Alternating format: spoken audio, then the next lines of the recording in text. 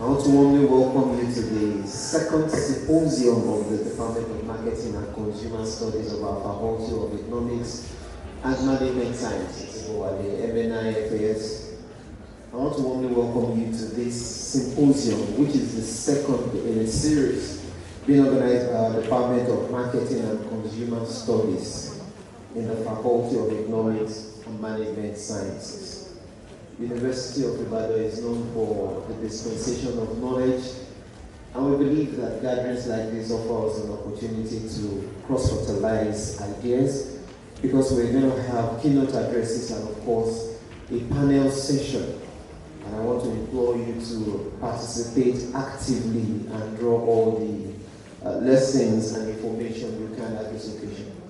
To signal the commencement of this symposium, we're going to recite the anthems of the Federal Republic of Nigeria, followed by the University of Ibadan anthem. Can we please rise as we do that in the moment?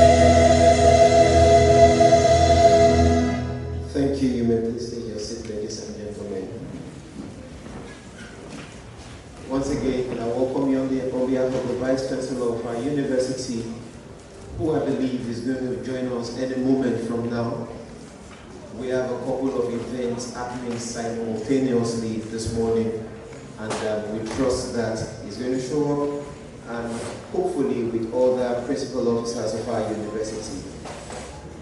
Ladies and gentlemen, this is a symposium organized by our Faculty of Economics and Management Science, but it is domiciled in our Department of Marketing and Consumer Studies, and I want to congratulate you for being a part of this second edition. The theme is harnessing AI for business survival and expansion in the knowledge economy.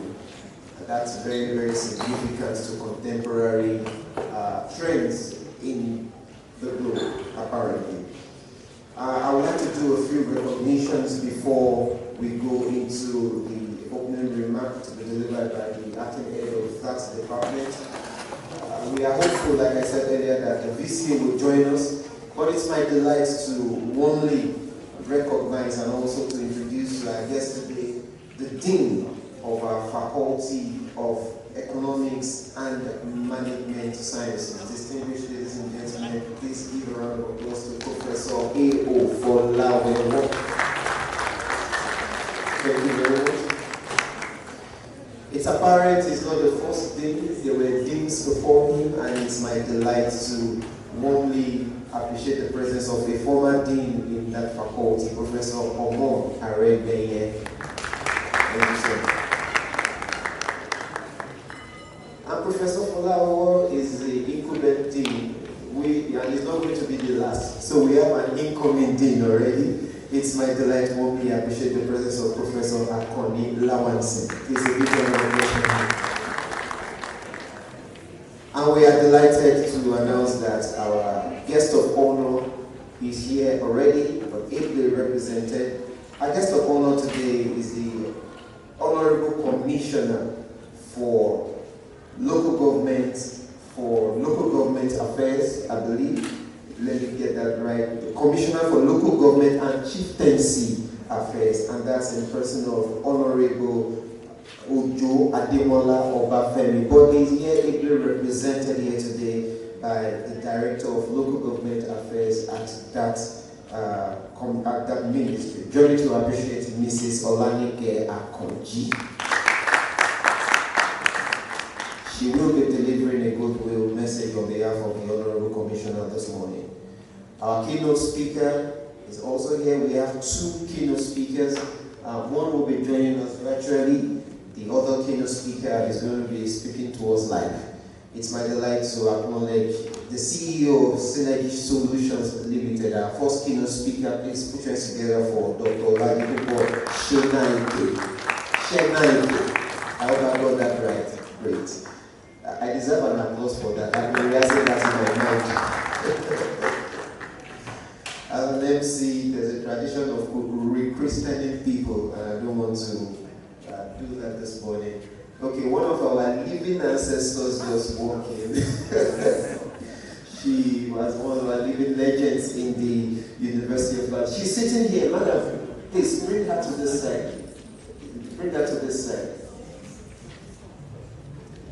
Ladies and gentlemen, join me to appreciate the presence of Professor Kasi Gaba.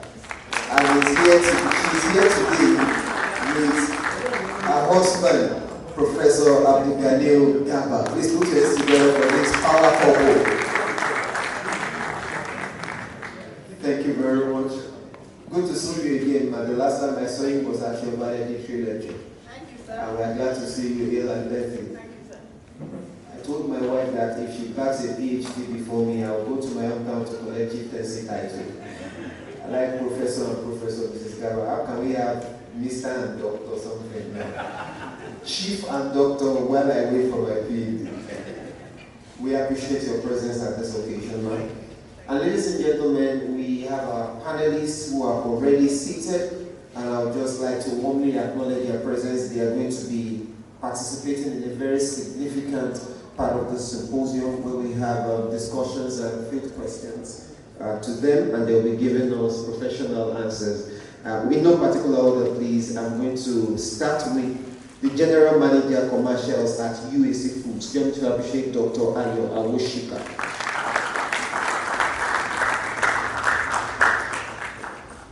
Permit me to say, Dr. AWOSIKA is a typical Yoruba man. It was frustrating for everybody. We know you well-bred Yoruba man.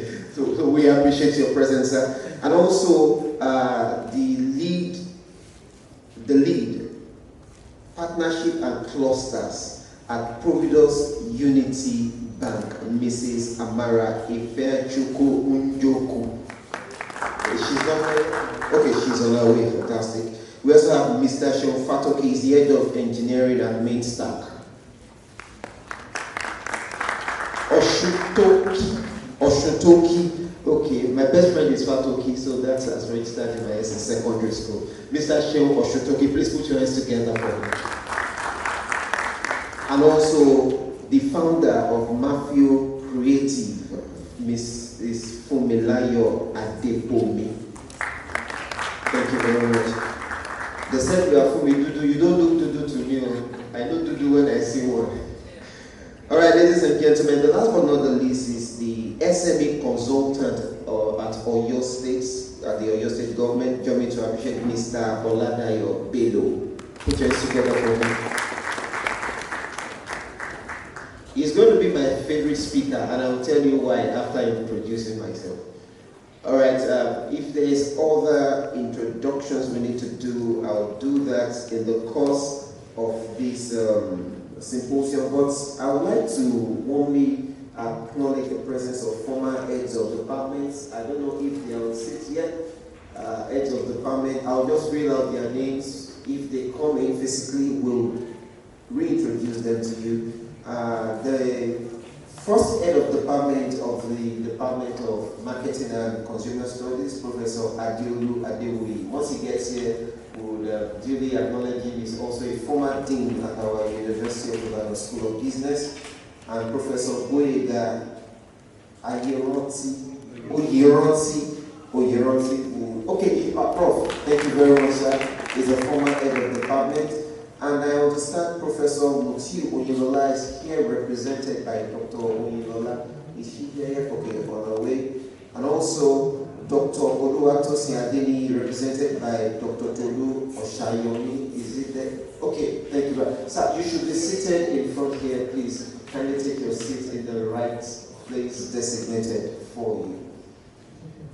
And so, distinguished ladies and gentlemen, do permit me to skip recognitions for now. I'll come back to do more if need be. But I want to just acknowledge our sponsors, UAC Foods, EduTech Portal, Nestle Foods, Sumal Foods, and Providence Unity Bank.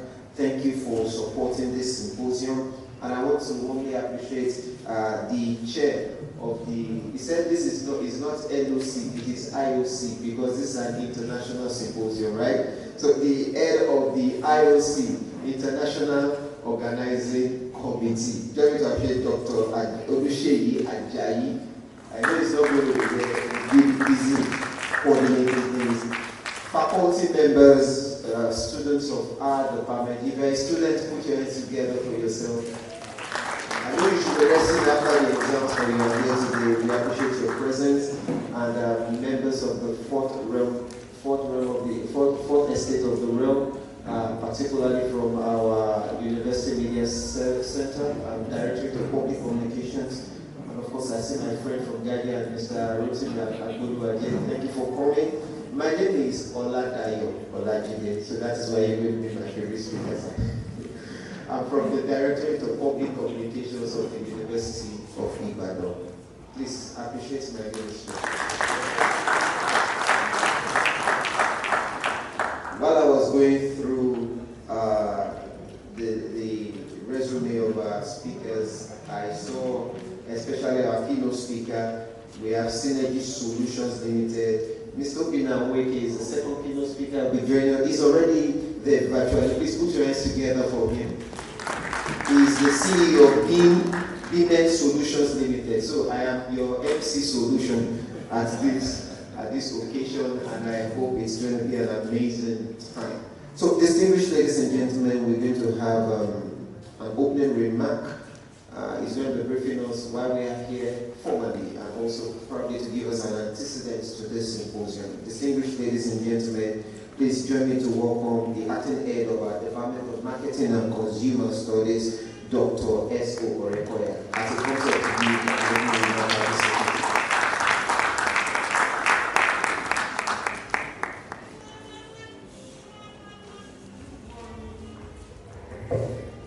Thank you, MC.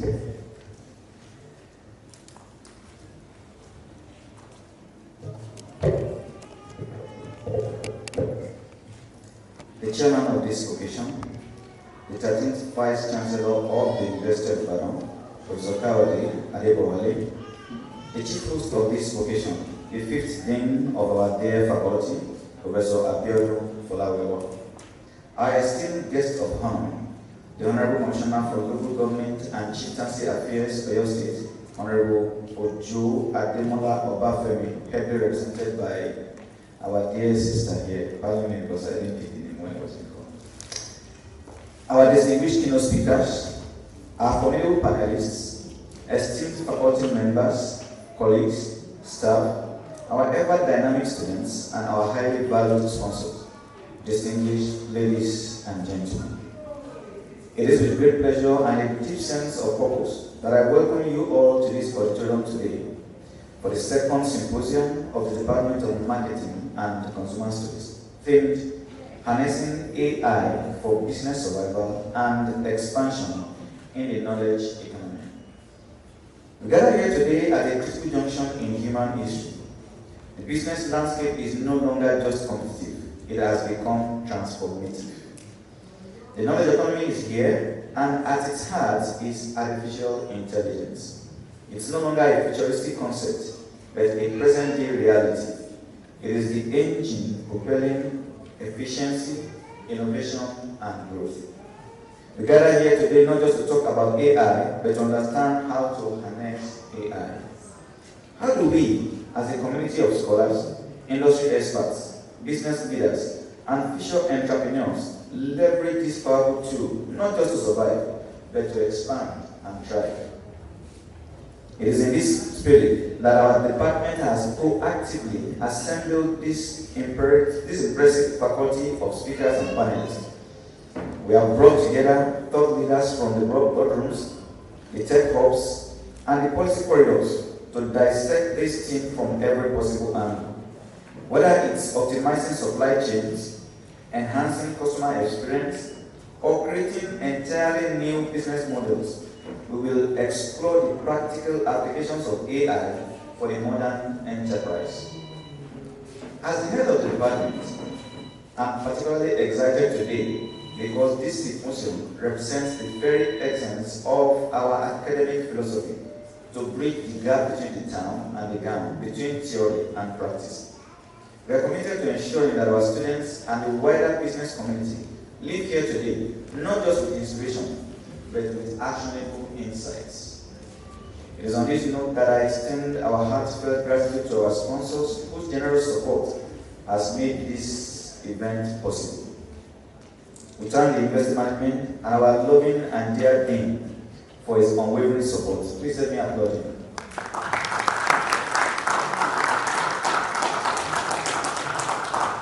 To our very senior colleagues present on this occasion, our colleagues in the faculty who actually has been with this department right from when we birthed it up to this moment, their support has not by any means, by any fraction doing it.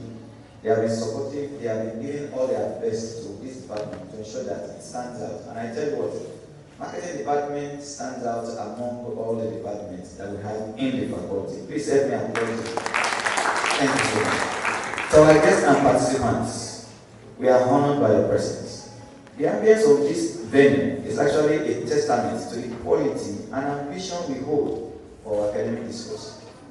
Let us therefore keep our minds open, our questions very sharp, our ambitions high. Let the conversations today be innovative and not tomorrow. Thank you as I welcome you all to Syposium 2.0. Thank you for information. All right, ladies and gentlemen, this is a symposium and we expect it to be interactive. There will be question and answer session. So after the first presentation, a barcode is going to be put up there.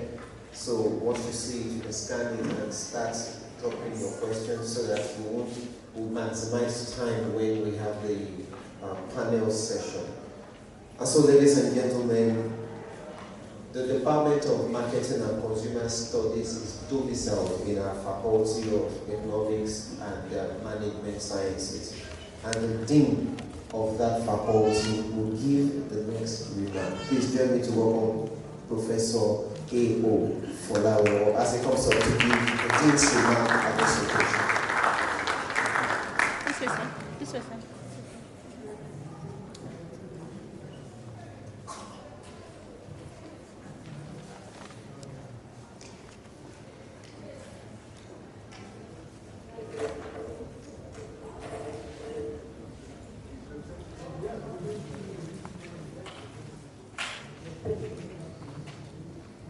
Good morning, everybody.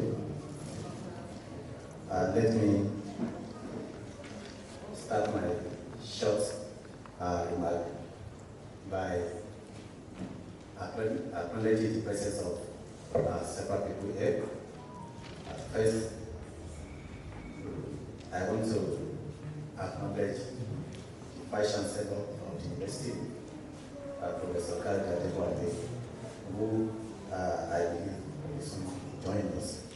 Then I want to recognize the presence of our senior colleagues here. I want to start from Professor Mrs. Gaba and Professor Mrs. Kasi Gaba. The P, I don't want to. Thank you, you are welcome, ma'am. Professor Atukani Gaba, you are welcome. Then I see past dean, one of the past deans of the faculty, Professor Mohamed. Nice to have you here. And we also have, just as the MC said, in 2 days I'll be stepping down, and then somebody else will be assuming the office. So I recognize the presence of our Dean-elect, Professor Ewu Lawansi.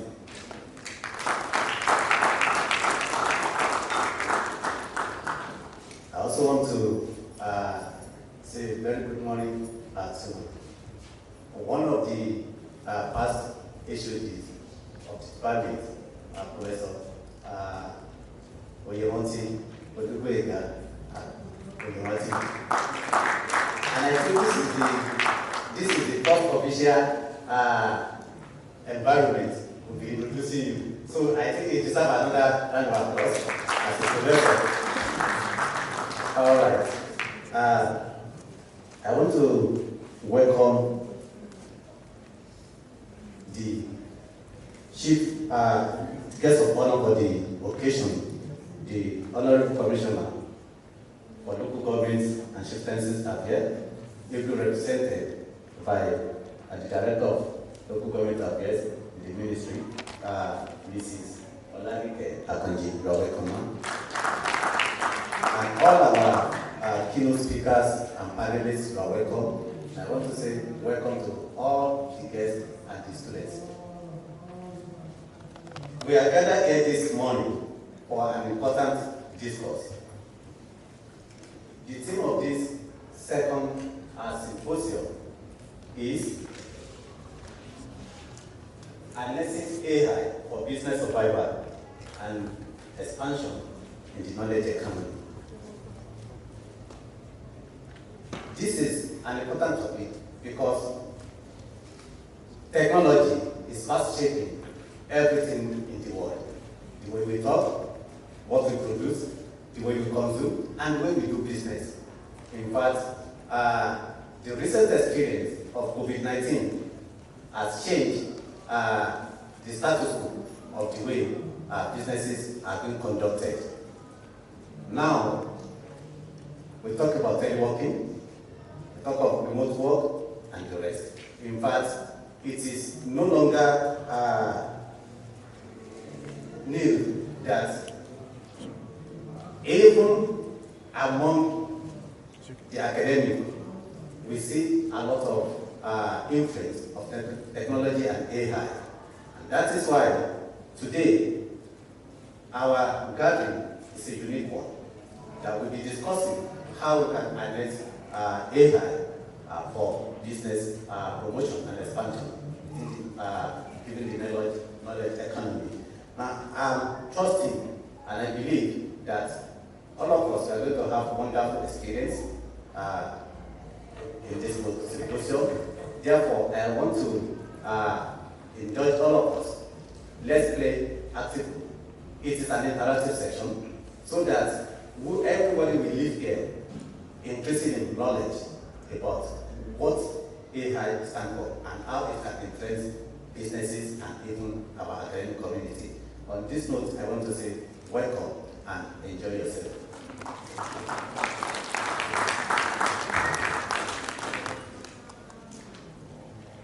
Please, another round of applause for the Dean.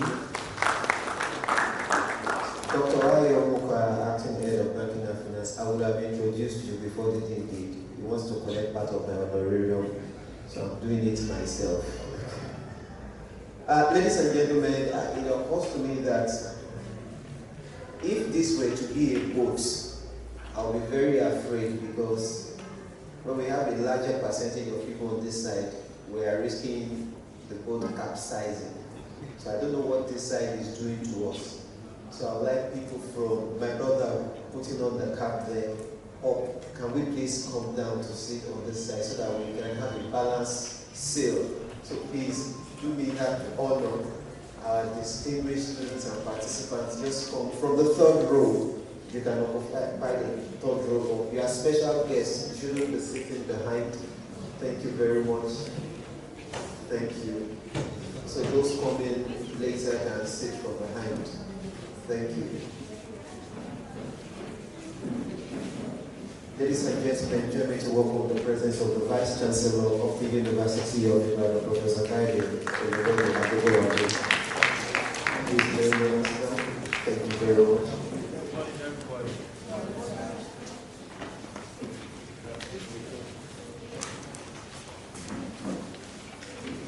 I have been welcoming you since we got here on behalf of the Vice Chancellor of the University of Ibadan, and he's here himself. The Vice Chancellor, if he were to split himself into many pieces, I know he has to deposit like 4 of himself in different places this morning because there are events happening simultaneously. But his presence here only tells of the fact that he has this symposium in his heart. He could have sent a representative, but he came here by himself. Join me to welcome the 13th Vice Chancellor of our University, Professor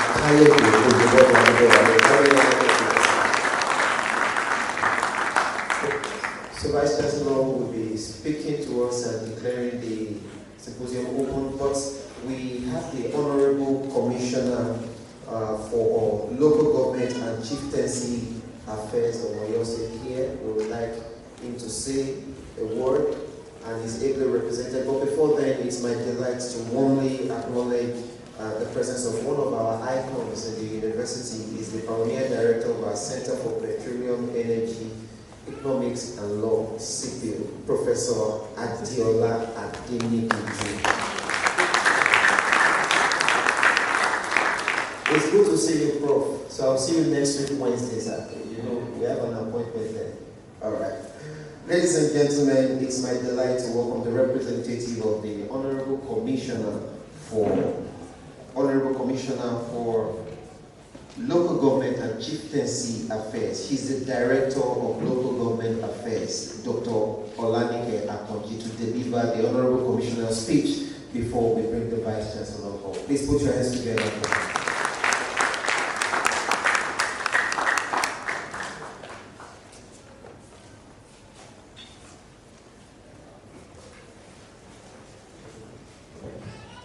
Good morning, all. Permit me to stand on the existing protocol. I'm Nike Akonji, Director of Local Government Affairs from the Ministry of Local Government and Chieftaincy Matters. Incidentally, I'm an alumna of this great university, so it's good to be back home. Here's a good message from my commissioner, Honorable Ojo Ademola Obafemi, who incidentally is not here because of exigencies of duty. Right now is with His Excellency, the Executive Governor of Oyo State, but he said I should bring his goodwill. Here's the goodwill message from the Commissioner at the symposium organized by the Department of Marketing and Consumer Studies, University of Ibadan, with the theme Harnessing AI for Business Survival and Expansion in the Knowledge Economy. It is my pleasure to be here today at this symposium organized by the Department of Marketing and Consumer Studies, University of Ibadan. I commend the department for bringing together experts, academics, policymakers, entrepreneurs, and students to discuss a subject that is shaping the future of business and economic development. Artificial intelligence is rapidly transforming how businesses operate. It is helping entrepreneurs make better decisions, improve productivity, understand customer needs, reduce operating costs, and access new markets.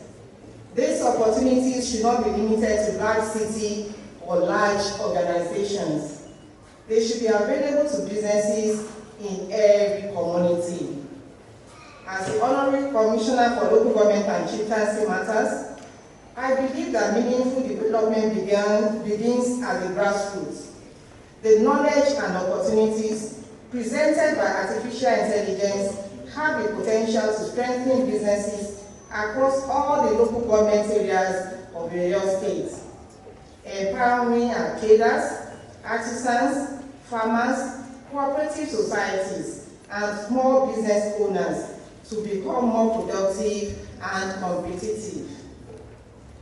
Please note that the Ministry is ready to collaborate with your department on this. Details of this will be worked out accordingly. I therefore commend the organizers for creating this platform to explore how AI can drive inclusive business development and contribute to the economic prosperity of our communities. I encourage every participant to engage actively and take full advantage of the valuable insights that will be shared today. On this note, on behalf of the Honorary Commissioner for Local Government and Chieftaincy Matters, Honorable Ojo Ademola Obafemi, and declaring this symposium open officially. Thank you and God bless for your state. It's a big round of applause for Mrs. Oladayo. Now, this is a reflection of how powerful the Department of Marketing and Consumer Studies is. This conference, this symposium, we declared open twice. We had the state version, now we will have the UI version. I appreciate the department. It's therefore my delight to welcome the Vice Chancellor to give his address at this occasion, Professor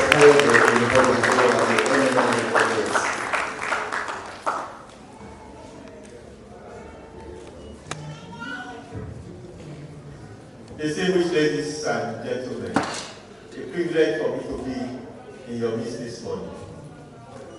I heard about this program many weeks ago, and I already put it in my schedule. Today appeared to be very busy in the university. I'm not even supposed to have come here alone, but you see, I have to excuse myself because we are presently holding an interview meeting, and I'm expected to be the chairman. When the chairman is not there, how will the interview go? So it's one of the deputy vice chancellors that is representing me there. So as soon as I deliver this address, I will need to jump out immediately to meet them at that interview. So my sincere apologies that I'm not able to wait till the end of the meeting. The Honorable Minister for Local Government and Chieftaincy Affairs, Honorable Ademola Obafemi, she's our required guest of honor, who is ably represented by one of an alumna of the great University of Ibadan, the Dean of the Faculty of Economics and Management Sciences, the Head of the Department of Marketing and Consumer Studies, former Director of Syposium, Dr. Adenike. Our keynote speakers, I captured them, I don't know whether all of them are here. OBINNA, NWEKE, the CEO of BEAMX Solutions. Are you here? It's online. Prof, I greet you. She's one of our leading ancestors.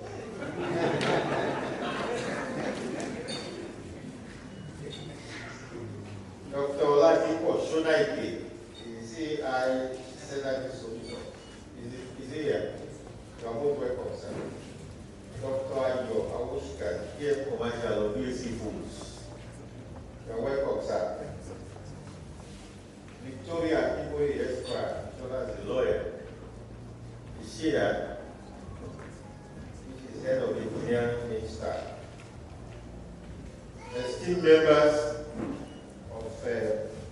our university, captains of industries, policymakers, distinguished guests, members of our academic community, our students, particularly our early career researchers, gentlemen of the press, distinguished ladies and gentlemen.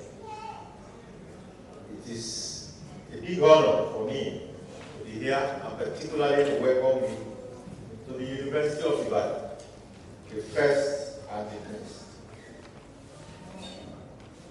I thought you would be excited. For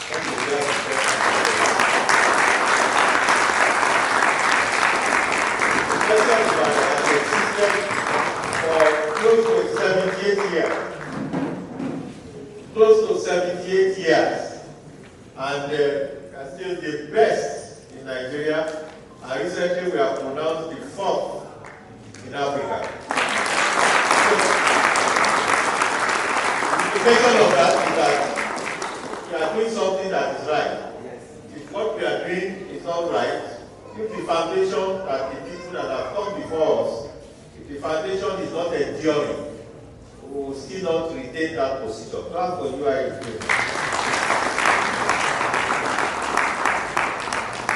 welcome the Deputy Vice Chancellor Academic, Professor Noah, the Professor of Dentistry. This symposium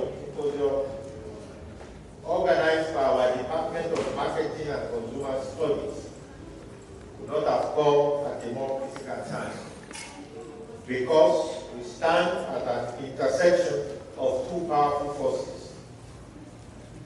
The first is the relentless march of artificial intelligence, and the next is our urgent need for business resilience in a volatile global economy.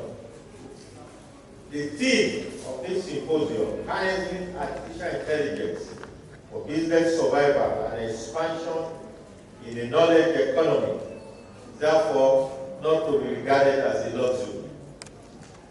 It is an existential imperative. But distinguished ladies and gentlemen, let me be clear, and let us also be clear about the world that we inhabit.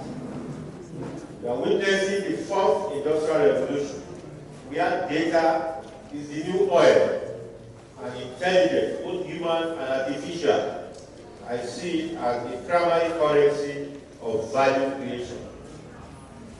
Generative AI models that craft marketing campaigns in seconds to predictive algorithms that can optimize supply chains. Artificial intelligence is no longer something that is futuristic. It is here. It is democratizing access to capabilities that were once the exclusive preserve of multinational corporations. Recent global reports point to a revealing picture, because Nigeria, despite its infrastructural challenges, is already emerging as one of the most AI enthusiastic nations on earth. Studies have indicated that nearly 80% of Nigerian adults have engaged in AI tools, and more significantly, 80% are actively using these tools to explore new business ventures, to pivot careers, and also to solve practical problems. This is nearly double the global average. What does this tell us? It tells us that the Nigerian spirit, our famous can-do resilience, our entrepreneurial hustle, our innate creativity is finding very, very powerful new ally in technology. But enthusiasm alone is not sufficient. Enthusiasm must be tempered with strategy, with ethics, and with very deep knowledge. And I'm sure that is precisely what this symposium is seeking to provide. As the Vice Chancellor of this university, I must affirm our unwavering commitment to to continue to remain at the forefront of this transformation. The University of Ibadan is not a passive observer of this societal change. We are active architect of it. I can tell you, the last few months, we have assembled some of our top researchers, and also leveraging on what we have outside to be able to craft out, an AI policy. The AI policy that we have hands of ethics, and then we know that human oversight is also very, very important. I'm sure that by the time we have it, to be able to set boundaries, because I believe we need boundaries for artificial intelligence. Otherwise, it can be harnessed by others that will use it negatively. And with the way that it's moving like fire, like burning fire, if we do not put specific ethics on it, we will just lose, where it's coming from and usually where it's going. I am sure that this symposium exemplifies our philosophy of engaged scholarship. We believe that the university must dissolve artificial walls between the ivory tower and the marketplace. By bringing together academics, industry leaders, legal experts, and policymakers, we are creating what I want to call a crucible where theory can meet and handshake with practice, and where research will inform real-world decision-making. This is why we are particularly proud of the caliber of our keynote speakers.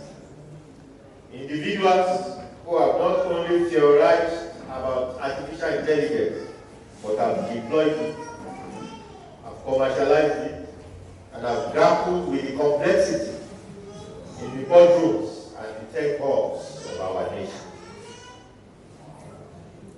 Distinguished ladies and gentlemen, let me, for the next few minutes, unpack our theme, so that I will be able to set a stage for our deliberations. The first is business survival. I believe that in the post-pandemic global economy that is characterized by fragility, disrupted supply chains, inflationary pressures, and shifting consumer behaviors.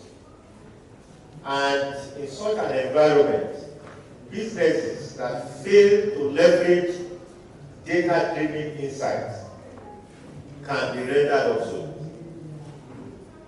Artificial intelligence offers the tools for predictive analytics, for personalized customer engagement, for operational efficiency, and also, at the same time, risk management.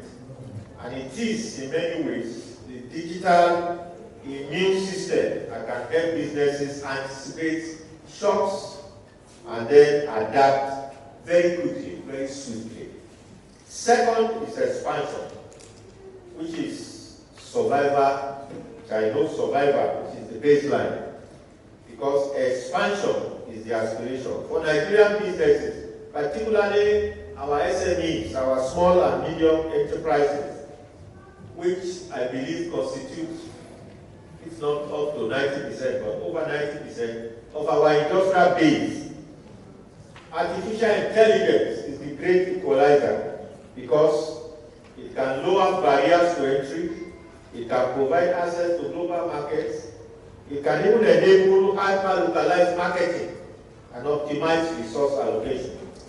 And therefore, expansion in the AI era is not about force, it's not about brute force. It is about being smart, being scalable, and then to have a sustainable growth. The third is knowledge economy. Knowledge economy is the bedrock upon which everything else will rest. The knowledge economy is one where the primary drivers of growth are intellectual capital, innovation, and information technology. For Nigeria to be fully participate in this economy, we must move beyond being consumers of foreign technologies to becoming creators of indigenous solutions. And I feel that this will require massive investment in education, in research and development, and also particularly in digital infrastructure.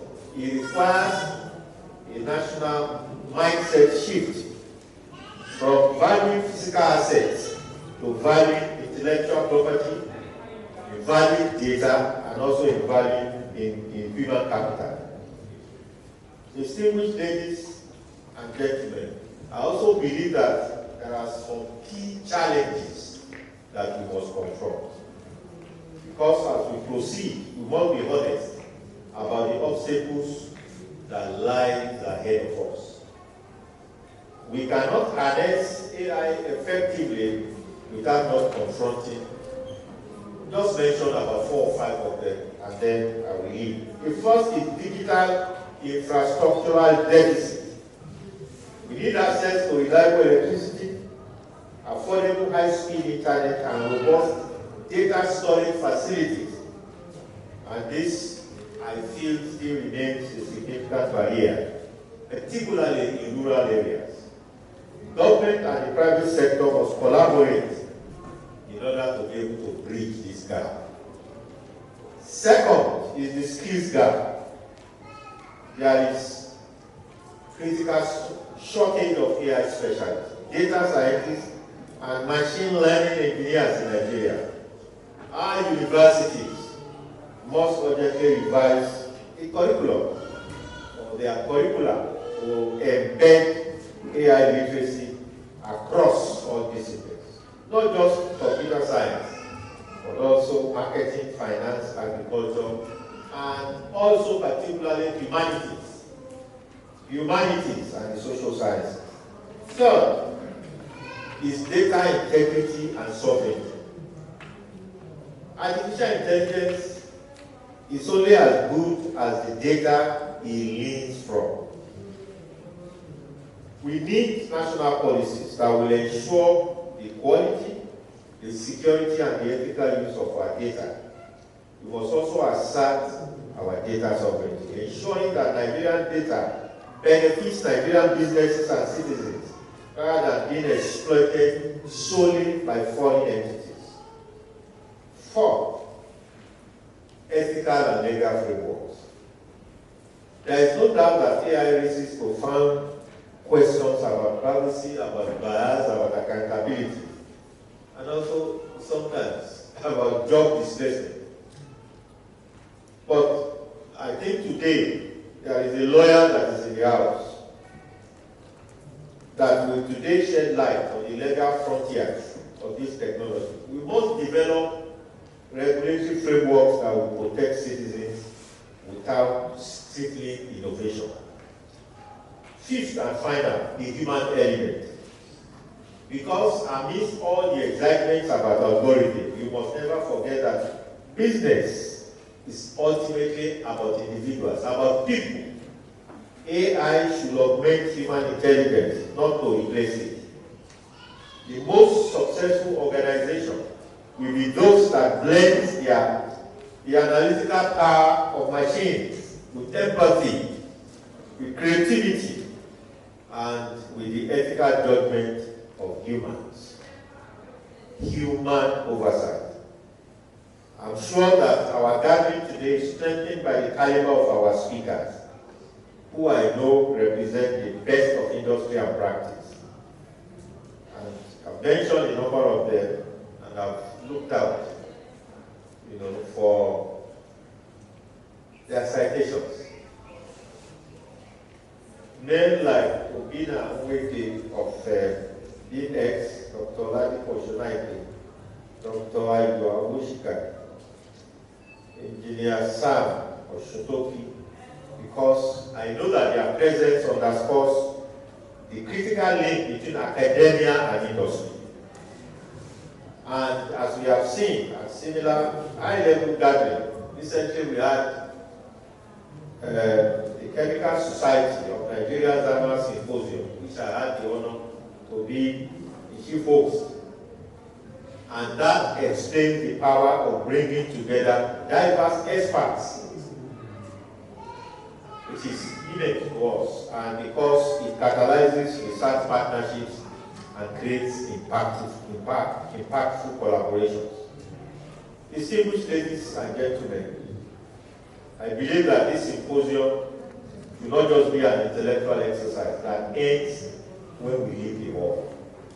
It must be a springboard for tangible action. To our students and young entrepreneurs, I implore you to seize this moment. Do not be afraid of AI. Acquire digital skills. Experiment with AI tools in your project. Does not mean, let me just give you one instance. There is one of our PhD students that wanted to write a proposal. I have a text. We gave him the topic and the area. When I was writing my PhD thesis a few years ago, I knew the time I spent to be able to write it. And I knew that critical thinking and in-depth knowledge very, very important. But you see, we're talking of ethical use. That student brought back more than a 200-page in just 1 week. References, more than 100 references. It's clear using AI. Unfortunately, that type of student cannot go very far because he does not know the ethical use of artificial intelligence. He's supposed to guide. Then where is critical thinking? That person cannot survive in the laboratory because I asked him, how many of these references have you cited? How many gaps have you identified? Nothing. He has not seen all the references. He's just putting all the things together. To our faculty and researchers, I'm sure it's a call to deepen your research on AI applications in Nigerian context. It is important for us to seek partnership with industry, to publish our findings, to influence policy. The University of Ibadan must be the go-to resource for AI knowledge in West Africa. To our industry leaders and keynote speakers, we look to you, not just for inspiration, but for mentorship and collaboration. We ask you to open your doors to our students for internship, to co-design curriculum, and to invest in research that will be able to address and solve our practical problems. To government and policy makers, represented here by the Honorable Commissioner, we ought to create an enabling environment. This includes investing in digital infrastructure, providing incentives for AI-driven startups, and enacting policies that will protect data privacy and then promote innovation. In your speech, you have said that you are ready for collaboration. I also say that our hands are stretched.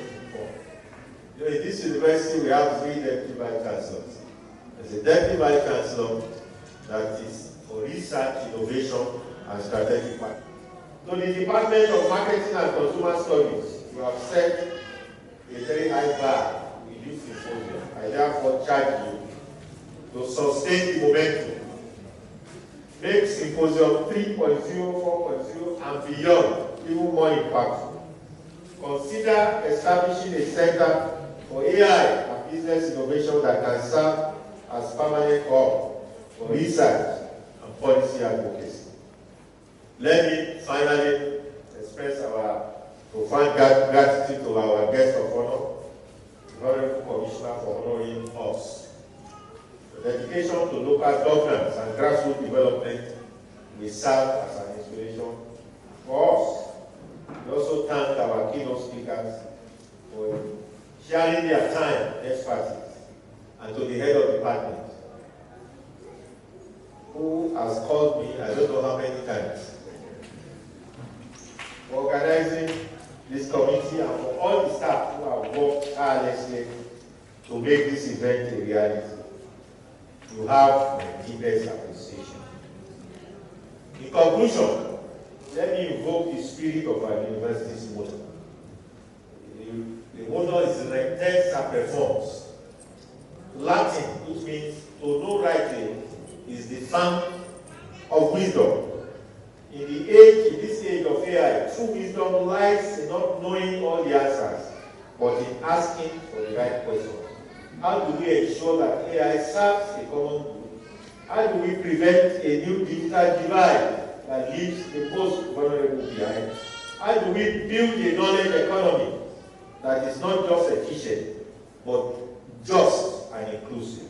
These are questions that we'll be able to guide our deliberation, and I have every confidence that the insights that is generated there will be able to ripple far beyond the walls, into boardrooms, into government houses, into marketplaces, and classrooms across Nigeria.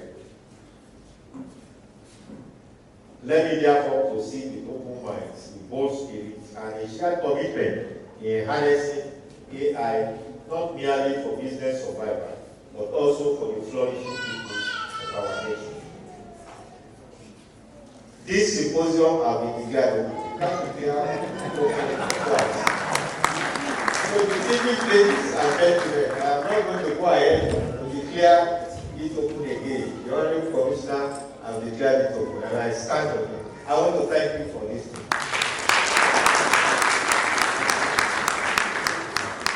I would like to respectfully ask the Vice Chancellor to kindly step forward while I invite the Dean to come present a commemorative plaque to the Vice Chancellor.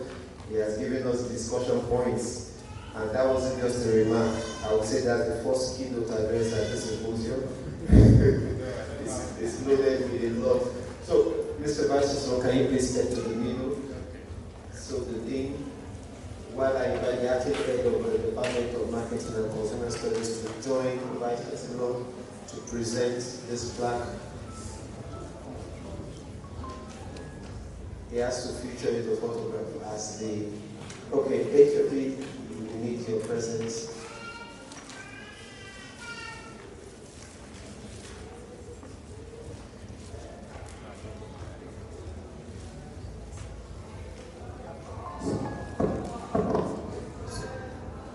Vice Chancellor, sir, on behalf of Department of Marketing and Consumer Studies, Faculty of Economics and Admin Sciences, we present to you this plaque as an act of recognition and for commemorating this event, the Marketing and Consumer Studies Syposium 2.0 with the team harnessing AI and business expansion and technology economy. Thank you, sir.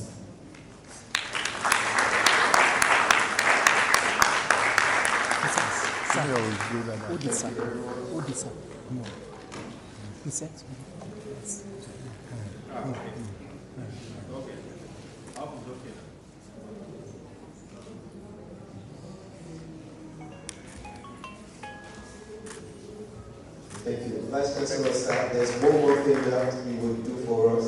Okay. I would like to invite the representative of the Honorable Commissioner, Mrs. OLADIPUPO, kindly step forward to receive a plaque on behalf of the Honorable Commissioner for Local Government and Chieftaincy Affairs, Mr. Honorable Ojo Ademola Obafemi. Dean, you should be here too. That's just an exhibition. Thank you very much.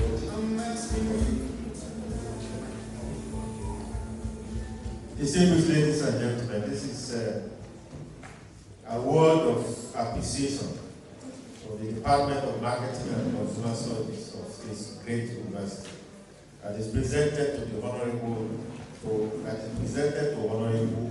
Ademola Obafemi, the Commissioner for Local Government, in appreciation of the esteemed presence and invaluable contribution as guest of honor at this second symposium by the department. On behalf of the university, I show appreciation.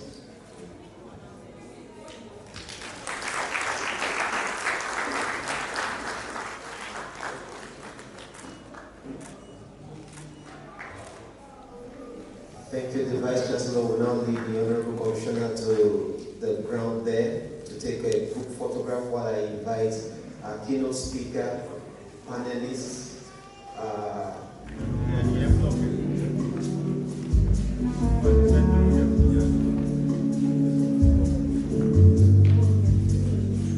quickly, our panelists, please join. Panelists and the keynote speaker. Honorable Commissioner, please not go yet.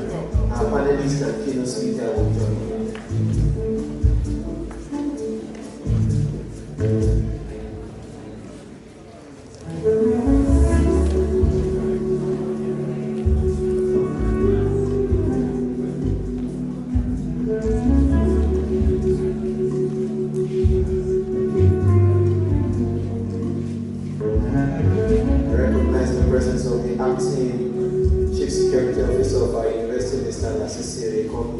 Thank you for coming.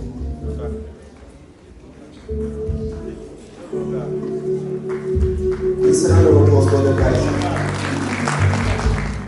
to kindly come to the platform, step up to the platform as we. Okay, are we taking the Mr. OBINNA NWEKE first? Dr. Ajayi? Are we taking Mr. NWEKE first? Okay. I don't know if we will ask him to stand up virtually, but you will get all of it.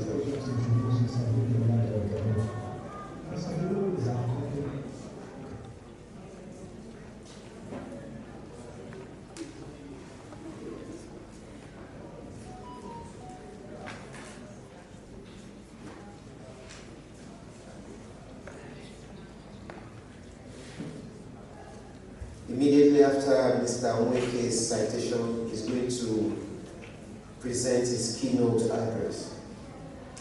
So his citation will be ready in minutes.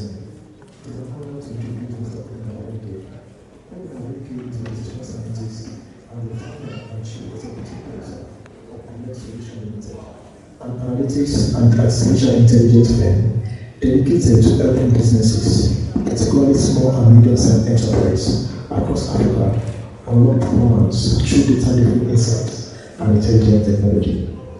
He has more than 8 years of professional experience from across finance, marketing, business intelligence, and quantitative analysis. He currently works as a quantitative analytics associate at JP Morgan Chase, where his expertise supports evidence-based decision-making and business performance. He holds a Bachelor of Science degree in marketing from Nnamdi Azikiwe University, Awka, followed by a Master of Business Administration and a Master of Science in Applied Statistics and Decision Analytics from Western Illinois University in the United States. Mr. NWEKE is the architect of Guided Decision Intelligence Framework, a practical model that empowers decision makers with structured context and critical insight to maximize the value of artificial intelligence and large language models for informed and impact decisions. His work is driven by a passion for combining human intelligence with artificial intelligence to foster innovation and sustainable business growth, particularly across emerging markets. Over the years, he has delivered real-world solutions for renowned global brands, including McDonald's, Samsung, and T-Mobile, while remaining a strong advocate for accessible and strategic AI adoption among African enterprises. We are privileged to have him with us today and look forward to learning from his experience, ideas, and professional journey. Ladies and gentlemen, please join me in giving a warm welcome to Mr. OBINNA NWEKE.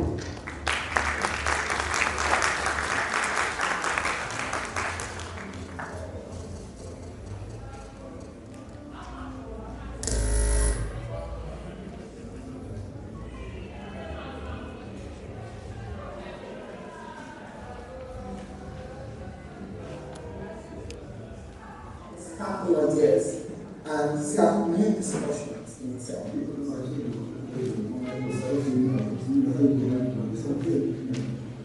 1,024 years.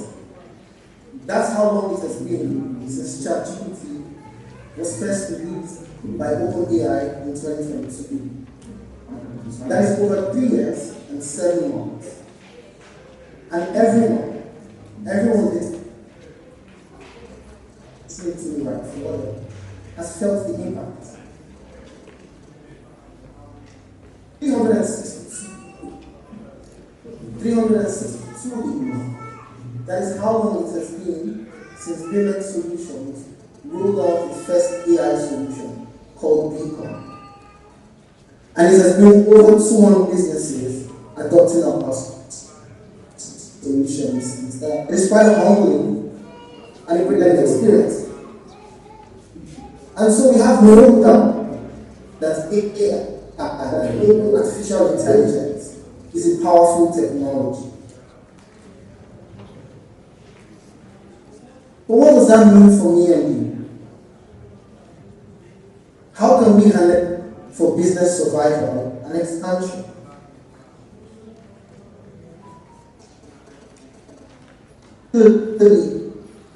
Talking of our symposium today, because I think it was chosen carefully. It contains two as one thing.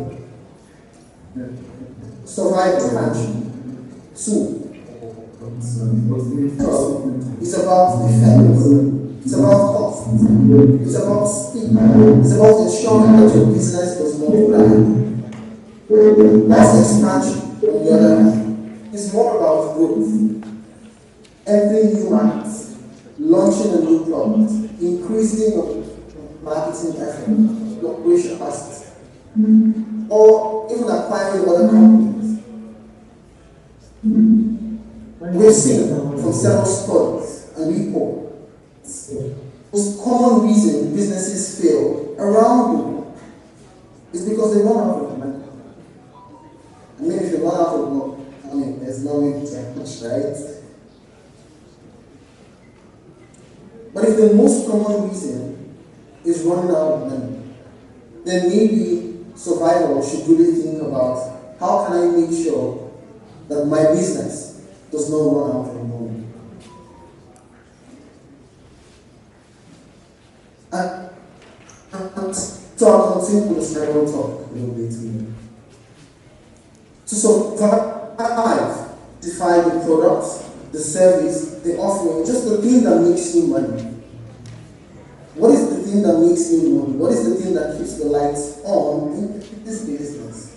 And when you identify this thing that makes you money, the next thing you do is that you consider the thing that costs you money. You consider the friction you have, the pain points that stop you from being a great organization.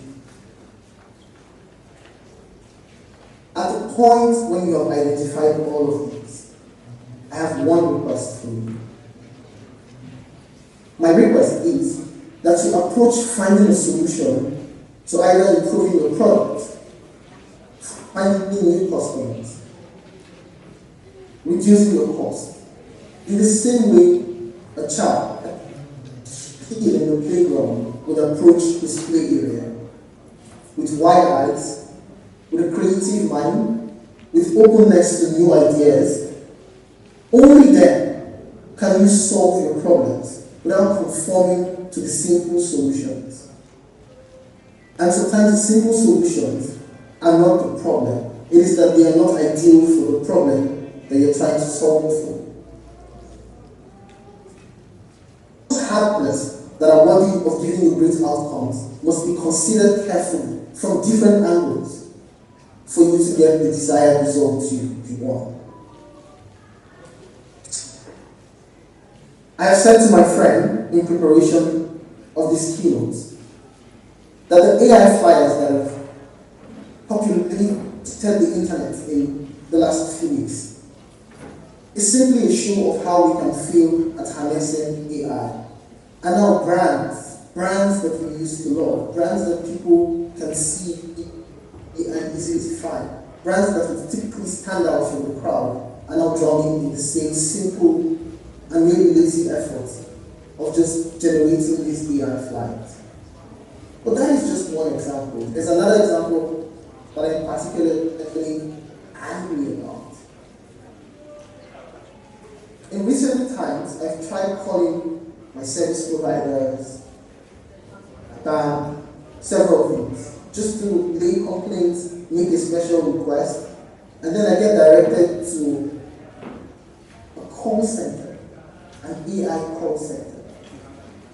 It goes, hello, my name is OBINNA. I'm trying to pay my utility bill for the last month. Hi OBINNA, thank you for calling us today. How can we help you?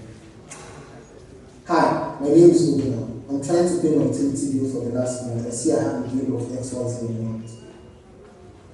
Hi, OBINNA. How can we help you? And this loop would go on over and over and over. This goes to show you how even trying to harness something powerful can be done wrongly and it's an experience. People used to say when choosing the bank to bank with, you should choose the bank closest to your house. So wrong, you can walk over there and really complain. And that's a very funny thing. But it just goes to show how much, as humans, we believe in the power of customer service, of speaking to somebody. And so, in implementing AI, we should be careful not to block those opportunities, those natural areas in which we have previously enjoyed not only human connection, but really an advantageous benefit of serving people.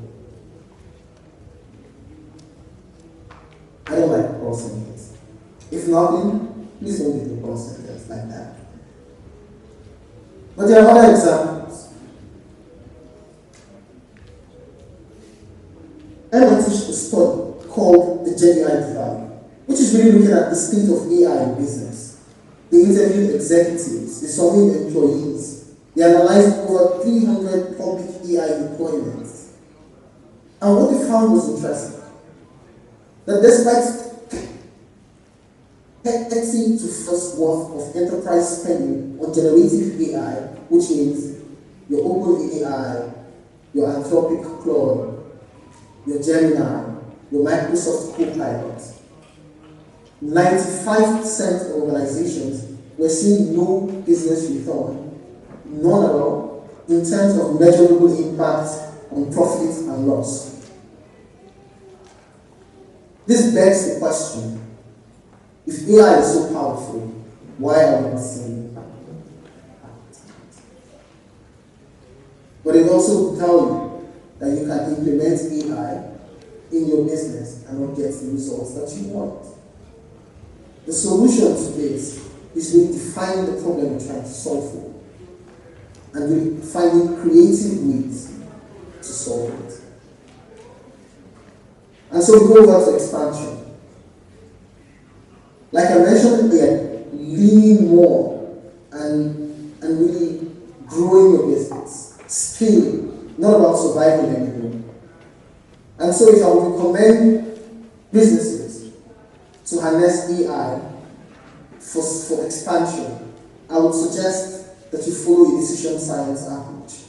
And really decision sciences, which deals on decisions, necessitates me to make the statement that I've repeated all the time, which is decisions in and of themselves, good decisions in and of themselves, do not equal good outcomes.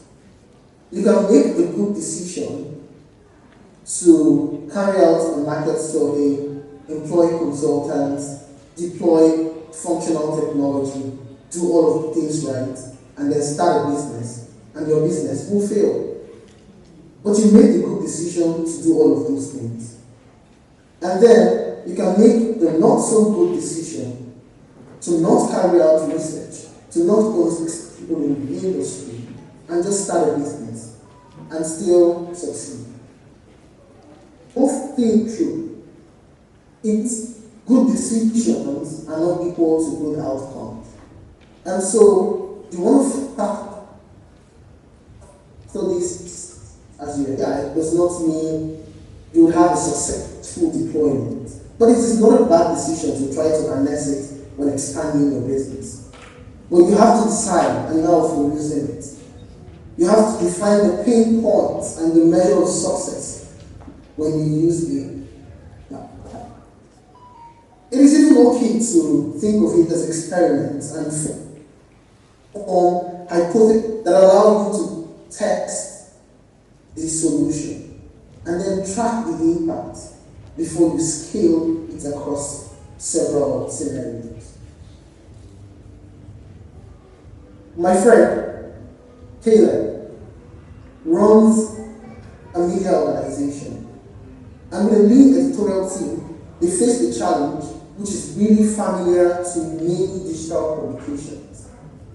And the challenge was having depth, fairness, and attention when the volume of publication and the volume of pitches you're getting as a media house keeps increasing, but you're not increasing the number of employees and staff that you have, right?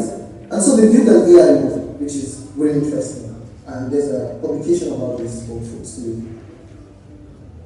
But they trained this AI model on 120 entries of historical pitches. And then they went ahead to train this model across Claude, OpenAI, which is ChatGPT. And then these two models were trained on what was the pitch text, which is, I want to run a story on the University of Ibadan, for example. And then the editor is going to make a comment to say, your story is timely, it covers the critical topic of artificial intelligence, and then the final decision that you're going to commission this, which means I'm going to approve your pitch, or I'm going to reject it, or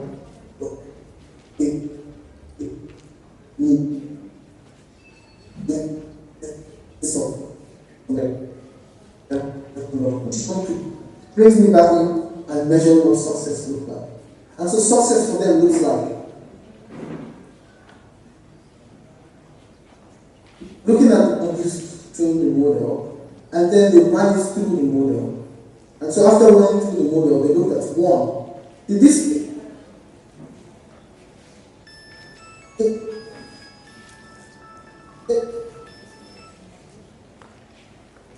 AI correct story pitches that they had decided upon. And so they were benchmarking what they had built against what they had actually done in real life. And so they looked at it to see, did this model correctly predict our approval or rejection decision? How well are the suggestions that the model is recording in progress? And next, where and how did that feedback given by the model diverge from what we have traditionally done, especially in edge cases where there are bold ideas or undeveloped potential or really driven narratives. The point of sharing this with you is that there's some science to the art of harnessing AI for business expansion. And so I should try to expand the adoption in several scenarios. The CEO of BEAMX stood on stage and said something that resonates with the kind of work we've been doing, and in truth was the foundation upon which we have built the guided decision intelligence framework. He said that AI currently does not have an intelligence problem, which goes to say these models are not bad. The problem we have right now, which is really popular, in models without giving them sufficient context to give us tailored feedback. The model has been trained with Shakespearean work, if it has been trained with academic literature, if it has been trained with Reddit comments, all of these things put together can give you a very generic response. And that is why you need to give the model sufficient context to give you the feedback you desire. These models do not know how your customers in Bodija buy differently from your customers in Dubai. It does not know that your current sales organization is really led by one person. And so if you're asking for a sales strategy, it gives you something that assumes equal performance across most of your sales team. And so context is critical. It is the thing that the model does not know about your business. And that is why, at BEAMX Solutions, we have built our products and services that allow businesses to pass their information in a structured way for large language models to give them contextual feedback. And our tools are practically confirming our theory, which is experimentation in and of themselves, that if we are able to pass the right context to these models, the results we get can be about them. I'll turn around and I'll speak to the business leaders in the room.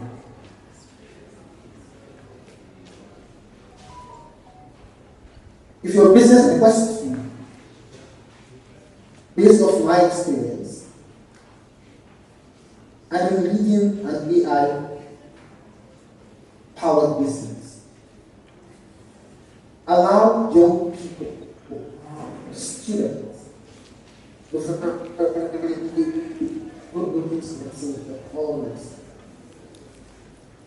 the early graduates who are more AI native to introduce new ideas, to be the key in playground in your organization, to find new ways that are sometimes even more efficient, but might look lazy at start, for us to run and do business.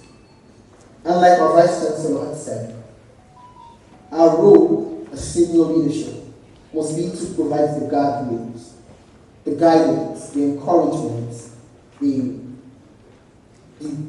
sort of mechanisms to ensure that these deployments, that these ideas are not taken out of context and are not giving us negative results. I find that creativity is the one thing that is needed. Because the output from the AI models, the output from our usage of AI is not as important, or is equally important as the process through which we get these outputs. So our output must be really considered. Our output must be measured, but the process through which we get the output must be given attention as well. I'll summarize my points in 4 lines. To survive, you have to make sure your cash flow is consistent. At least that's one of the most guaranteed ways to survive. To expand using AI, it is recommended to identify one area to first implement and then decide what success looks like and why it is important. Test, track, and scale.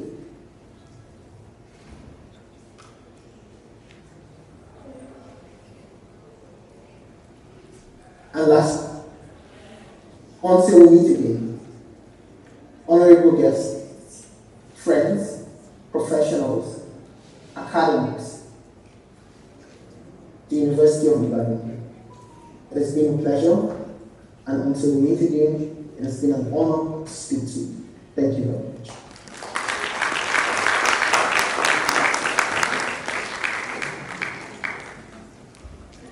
Please can we give Mr. OBINNA NWEKE another bigger round of applause so that we know that we follow him through his presentation. I believe that despite the glitches we had, you were able to pick a thing or two. And I'm also hopeful that probably the organizers may have this presentation or something given to participants who registered at this occasion. A QR code is going to be shared in case you have questions, so you can drop your questions there. It will get to us so that when the panelists have the floor, we can read out your questions. Any question you have from this keynote address, the second keynote address, and also from the panel session, you may wish to drop it there. So at the appropriate time, you see the QR code up there. You can scan and drop your questions. And without further ado, ladies and gentlemen, we should dive right into the second keynote address. We'll take goodwill messages thereafter. It's therefore my delight to invite upstage our second keynote address. His citation is going to be read thereafter. I invite Dr. OLADIPUPO SENNAIKE. So can you come forward? I would like to introduce our distinguished speaker, Dr. OLADIPUPO SENNAIKE. Dr. SENNAIKE is a seasoned software engineer, artificial intelligence researcher, and academic with over 25 years of professional experience in software engineering, technology innovation, and AI research. He began his career in 1997 with Joint Consult Computer Services before joining Standard Trust Bank, now United Bank of Africa, UBA, where he worked as a software engineer. He is also the co-founder of CYNERGY Solutions Limited, an indigenous technology company dedicated to developing homegrown software solutions for the Nigerian market. Throughout his career, he has contributed extensively to the development of software solutions for the financial services industry across Nigeria and West African region. Beyond industry, Dr. SENNAIKE is a researcher and lecturer in the Department of Computer Sciences, University of Lagos. He earned both his bachelor's degree and Doctor of Philosophy in Computer Science, specializing in artificial intelligence from the University of Lagos. His research interests include artificial intelligence, data mining, unsupervised learning, and data stream mining. He is a founding member of both the Machine Intelligence Research Group and the Mathematical Analysis and Optimization Research Group at the University of Lagos. Dr. SENNAIKE has also provided distinguished academic leadership, serving as the acting head of the Department of Computer Sciences at the University of Lagos from 2029 to 2021. Between 2022 and 2025, he was the principal investigator at the Hub for Responsible Artificial Intelligence for Education Innovation Research Network in Africa. He currently serves as the principal investigator of the Nigeria AI Research Lab at the University of Lagos. Today, we are privileged to welcome a scholar, innovator, and technology leader whose work continues to advance the responsible development and application of artificial intelligence in Africa. Ladies and gentlemen, it is my distinct pleasure to welcome Dr. OLADIPUPO SENNAIKE. Ladies and gentlemen, it is a great honor and pleasure that I introduce you to Ayo. Good morning. Permit me to stand on the existing protocol. I'm sure I'll miss so many names if I attempt to go through this. And I'm very honored to be here this morning. Coming here brings some memories. If you had asked me in my secondary school which school I was going to go to, I would say it's University of Ibadan. In fact, I thought I would be a medical doctor and I would come to the University of Ibadan. Until I thought again and I felt like maybe I should do something mathematical. Because I thought that mathematics was very easy, you know. And a lot of my life I actually spent in Ibadan. I went to children's school in Molite, you know. My grandfather had an hospital at Ibadan, so I'm home. All right. I have slides. I don't know if it will come up, but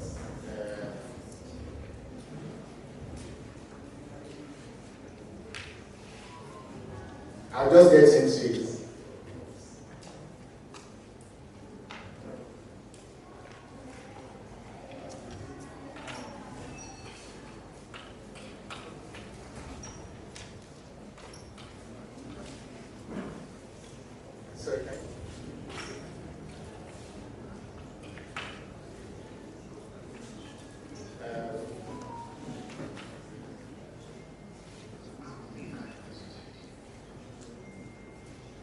Okay, so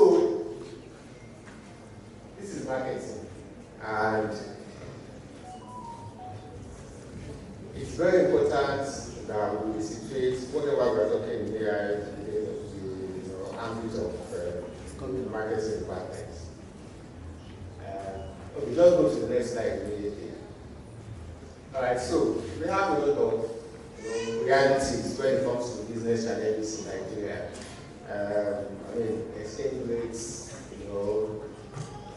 we have inadequate infrastructure, we have high operating costs, limited access to financing, and competition, both locally and globally, are some of those things that we have to deal with. And of course, we know that personnel is also a very big challenge. For organizations, recruiting competent personnel is a challenge. Holding them down, so that they don't leave is also another challenge.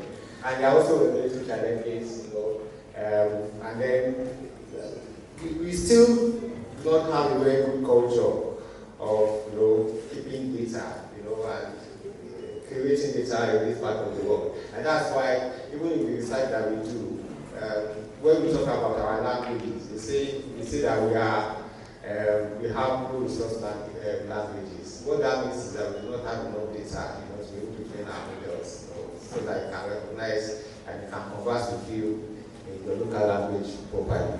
Next slide, please. And so, the big question is how can we survive and scale in an environment that is fast changing and is knowledge building, Next slide, please. And so we talk about artificial intelligence. So I took this from itself. Basically, it says it refers to machine-based systems that can give a set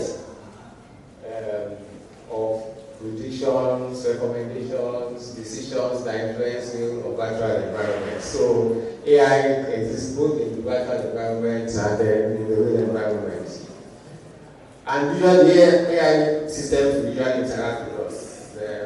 They act on our environment either directly or indirectly. And the number of times they will operate autonomously, they can operate on their own, and can adapt their behavior by learning about whatever context. The last speaker talked about context also, and that context is very important. Next slide, please. And so we have AI systems. So artificial intelligence is a concept, but we have systems that were built using artificial intelligence. And we have a number of characteristics, the ability to reason, discover meaning, generalize, and learn from past experience. And so whenever we talk about artificial intelligence, it's a very broad term. When we talk about ChatGPT, for example, it's just one application that is based on AI, and just based on one very small area of AI. Next slide, please. And AI is around us. We have, I remember a long time ago, if I had to search,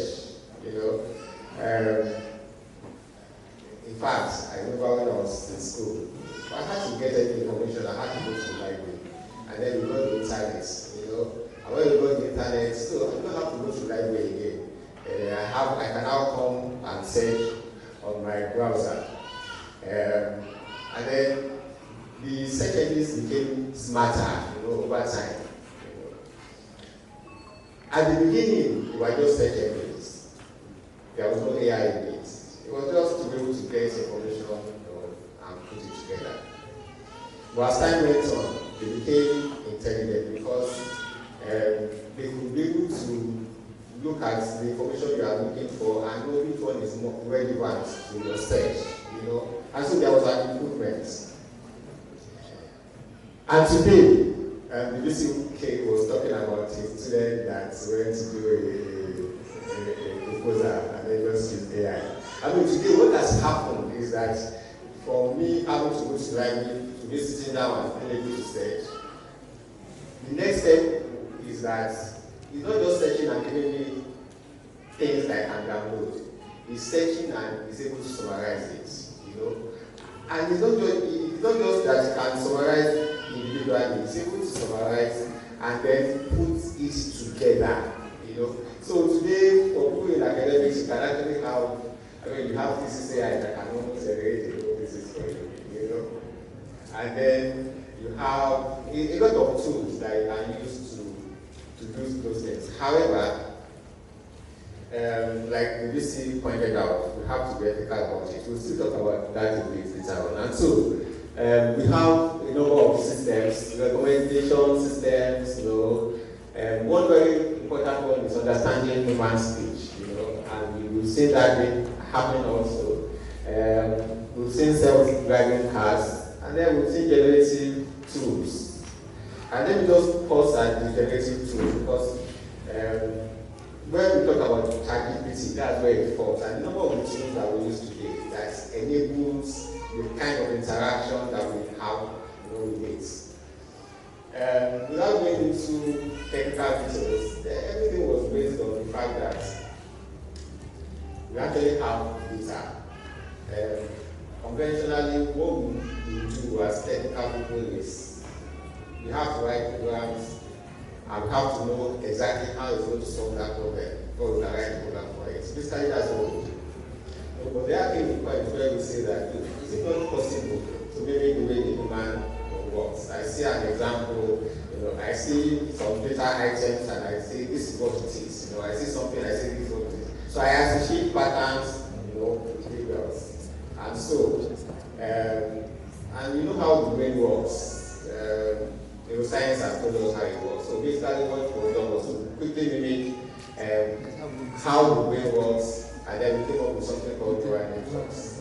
Basically neural networks will say, this is the data you have, this is the label, I can associate it, no matter how complex it is. And then we evolved to what we call transformers ultimately. And transformers are what the basis of a number of these generative tools. And basically, again, for those generative tools, what happens basically is that you try to predict the next word out of the sequence of words. So it's basically sequence processing. Basically, so when you go to ChatGPT and then you do all those, you know, forms, basically what it is, the thing does in a very simplistic form is that it tries to say that, okay, I've seen all these data items before and I've seen the sequences. In all the sequences that I see, this is the most probable one that should complement, you know. And based on that logic, it's giving us, you know, these fantastic, you know, things that we are using today. And so we have that generative AI. And then of course we have language translation. When I work with people that are not English, and I work with people that don't speak English nowadays, and they send me something in their language, I just go to some of those things and I translate. And I respond to them as if I can speak the language. You know? That is the power of AI. Next slide, please. And so AI is very broad, you know, and I think it's important we actually just have a very clear idea of what this is, and you see that it has machine learning.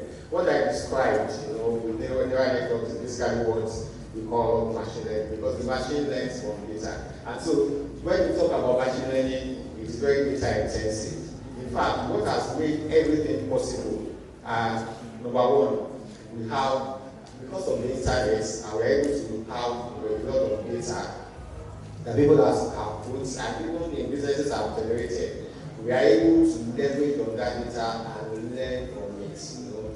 And then the second thing that has helped is the fact that computing power, computing facilities has improved tremendously. You know, so things that 20 years ago, when maybe I was doing my PhD, we thought was not possible, you know, at that time, because of the limits of, you know, the computing power that you have, is now possible, and that's what's making all this possible. So you see that under AI you have so many things. You have expert systems, natural language processing, where I can be able to process text, speech recognition, where I can be able to speak and the computer will be able to, you know, understand me, you know, vision, robotics, and so many other areas. And so when we talk about AI, we are talking about all these things. I'm sure when you talk about AI, you don't think about all these things. You don't think about, so that thing possibly that's activity, which is just, you know, some combination of one or two of things, machine learning, natural language processing, right? Basically, that's what it is. Next slide, please. Next slide, please. And so we have different approaches to AI. The one I have described is the data-driven AI, and that's what has exploded today. But then, even before now, we had something called symbolic AI, knowledge-based. The early expert systems, use things like that, and then today we can mix both of them. Again, this is just to let us understand that AI is more than what it is today. I mean, I did my PhD project in 1996, and it was on pattern recognition, and so it's been there, even back then. Next slide, please. Okay, so AI is already transforming a lot of businesses, both in Africa, and specifically even in Nigeria. And we have some very short field use cases. Next slide.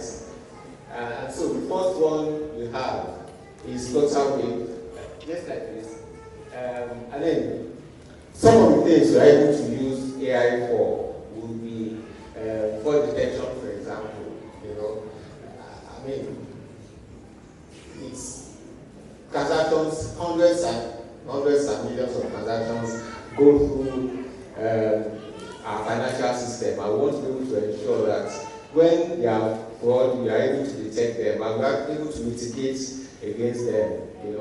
And then, of course, we are able to also do a number of things like intelligent payment routing, data-driven business insights for merchants. And so merchants that use their platform are able to see how their business is performing, with tools that are provided. And so you have them onboarding over 2,000 SMEs, enabling small businesses to accept payments globally.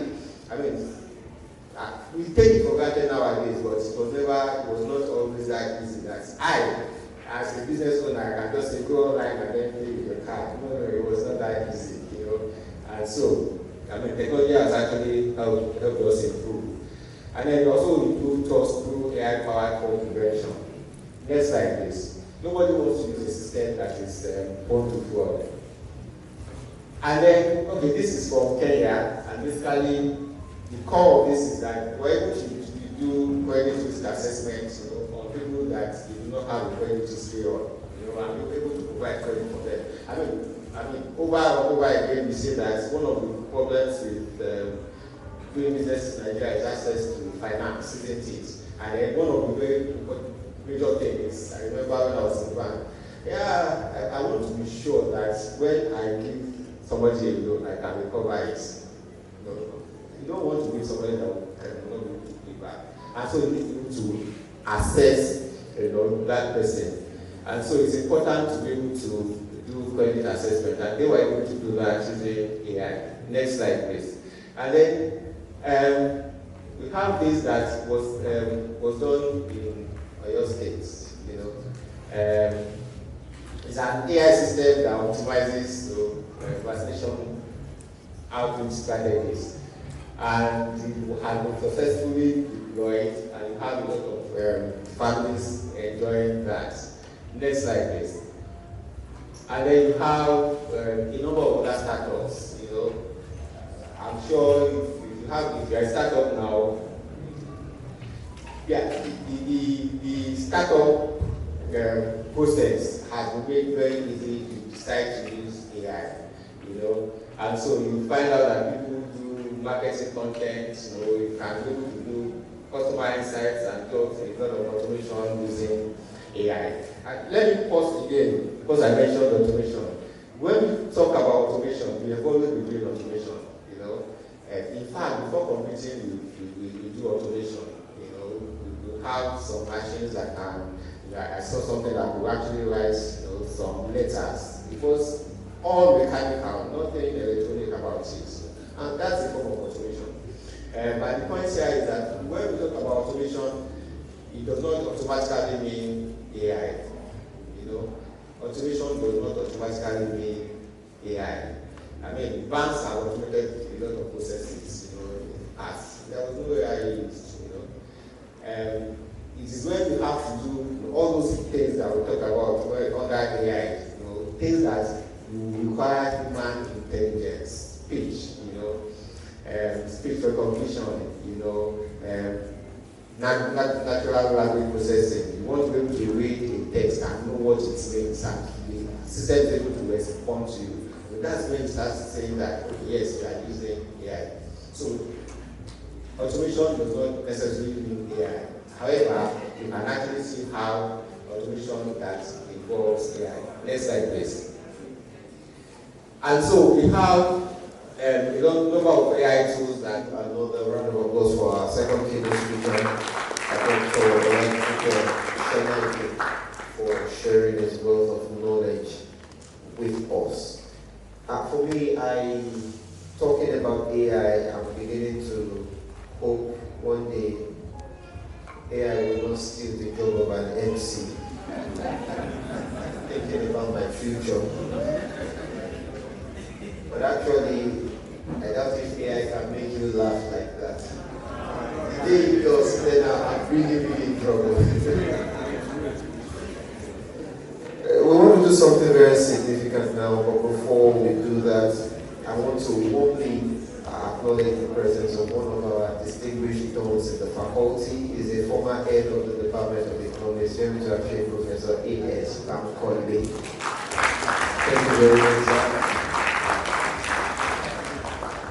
Well, the next person I want to acknowledge, I would say she's a rave of the moment because the school organized the very first personality alumni lecture recently, and it was quite a successful one. I was part of it. Join me to appreciate Professor Ola Omitoyi from the U.S. School of Business and Faculty University. They are here today.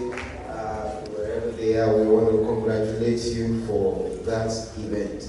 It's on that note, ladies and gentlemen, we are going to present awards to former heads of the Department of Marketing and Computer Studies, just to appreciate.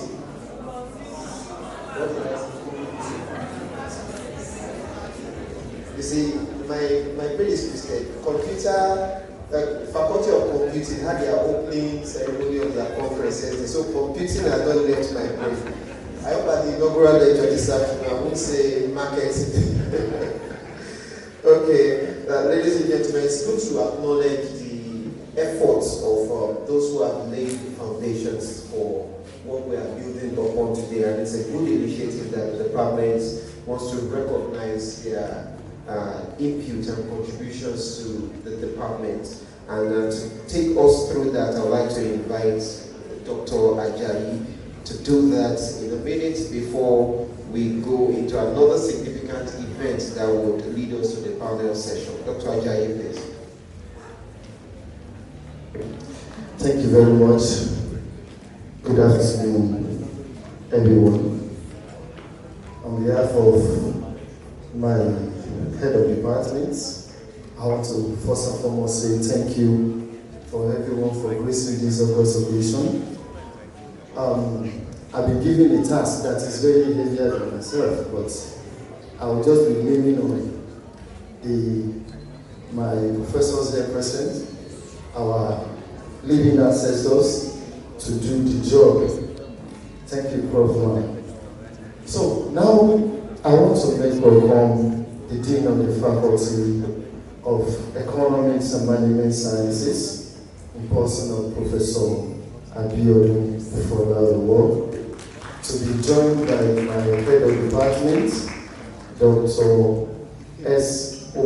Orekoya. He called himself Samuel, to join me in presenting this very important award to us, I must say. Why? Because we are a department that has a little heart. The department started in the year 2017-18, and next year it will be 10 years precisely that it established the Department of Marketing and Consumer Studies. But some people have actually steered the ship from one session to the other. I will deem it fate that we need to recognize them.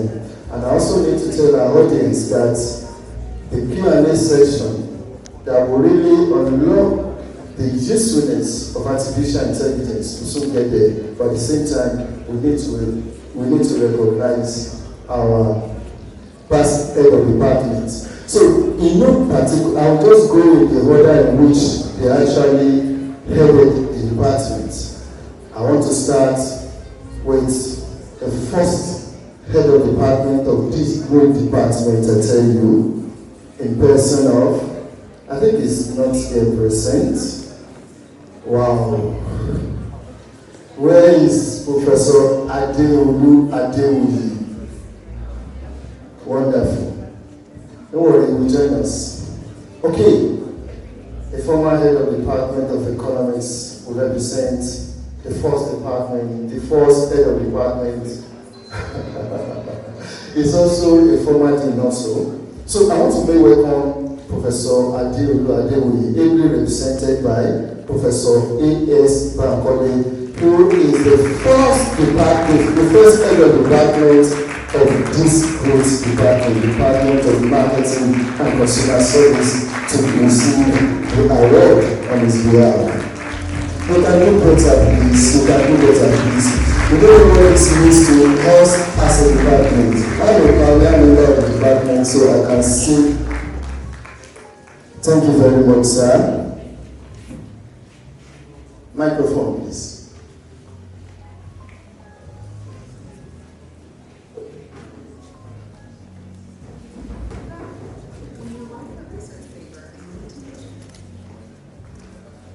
So the QR code on the screen is for the Q&A. We have had 2 sessions from the keynote speakers. You can just scan it and put a question there, and it will tell you get a question sorted out.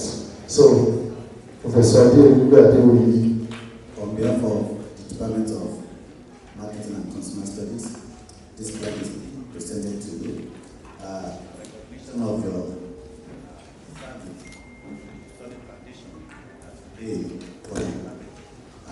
as a panel. Thank you very much, sir. And next is the second head of department of this great department, in person of, thank you, Professor, in person of Professor Oyeranti. Can you please step forward to take the award? I want to simply thank you to you for all the sacrifices you made the department when there was nothing in the department, and here we are today. The baby you gave birth to is thriving. Thank you so much, sir. I think we can do better than this, please.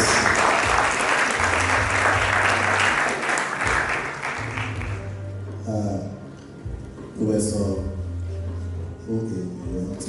this flag is presented to you by the Department of Marketing and Consumer Studies in recognition of your sacrifices and services to the department as a past initiative of the department. And also, let me also use this opportunity to congratulate you on your appointment as the Dean, US for Business. Congratulations. Congratulations, sir. And next is yet another professor. He led the department at a point when many things were shaking, but he stood. And I tell you, he's part of where we had to be. He would have loved to be here, but for another assignment in his place of work. But is ably represented by his lovely wife. I want to make the wife of Professor N.E. Oyinlola, the Chief Economist for Bank of Industry. Thank you very much, sir. Even in absentia, we appreciate you. I can tell you that. And thank you for honoring us, ma'am.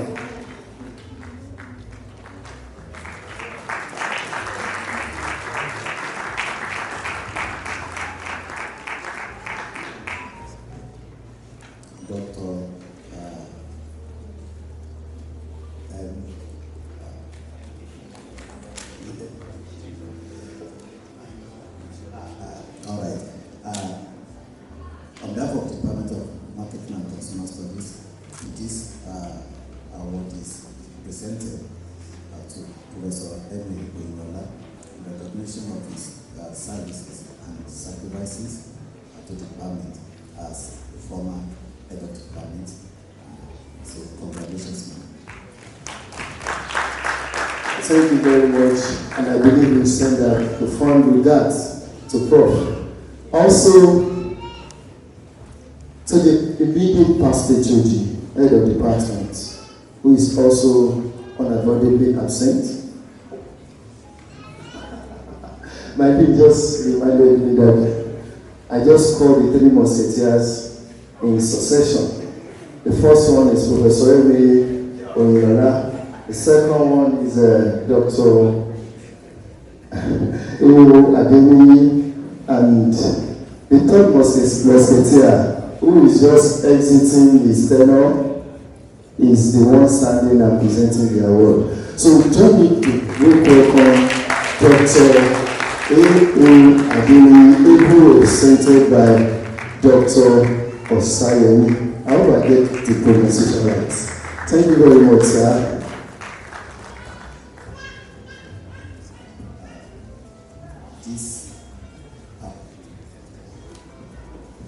To Dr.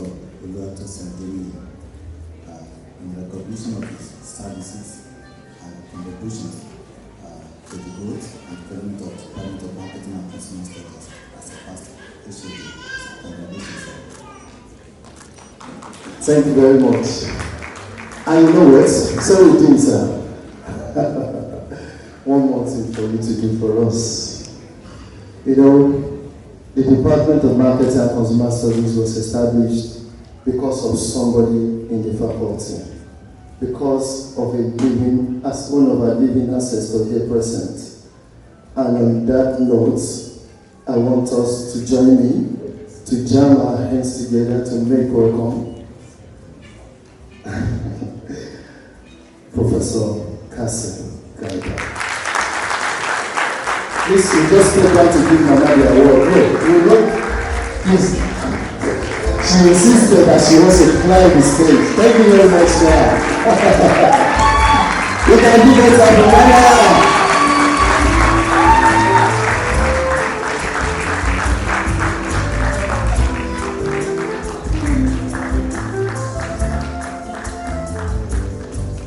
Thank you very much, ma'am. I met you when I came to this department and you encouraged me to stay. Maybe I would have been in UK also now. She begged me, said, don't travel, please stay. And we are staying and we are doing well. Thank you very much. Ma, this award is presented to you, Professor Precious. I think I can talk to you. P.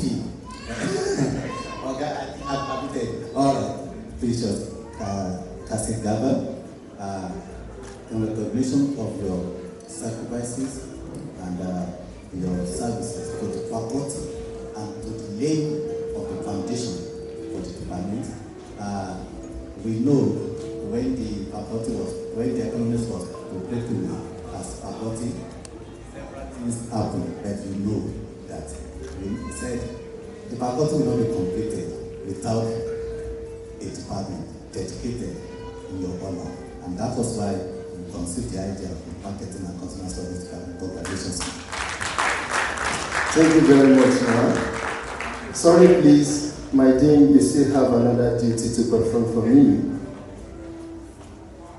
Sorry, please, one more award, please, just remain standing. At least I have the microphone, meaning I have the floor, right? So meaning the authority lies on me now. And, you know,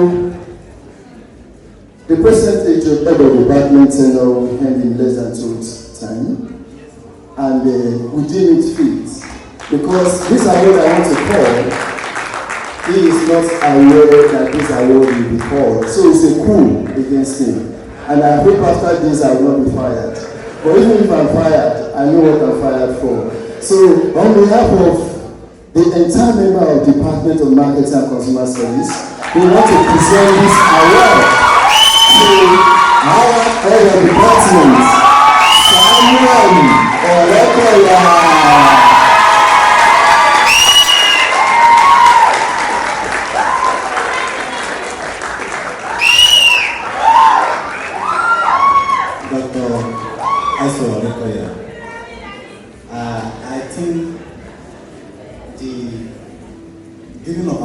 we complete without giving you up. Now, I just said we have the 3 musketeers, and of course, each of them ended up in HOD of the Department of Marketing and Consumer Studies. So, congratulations, sir.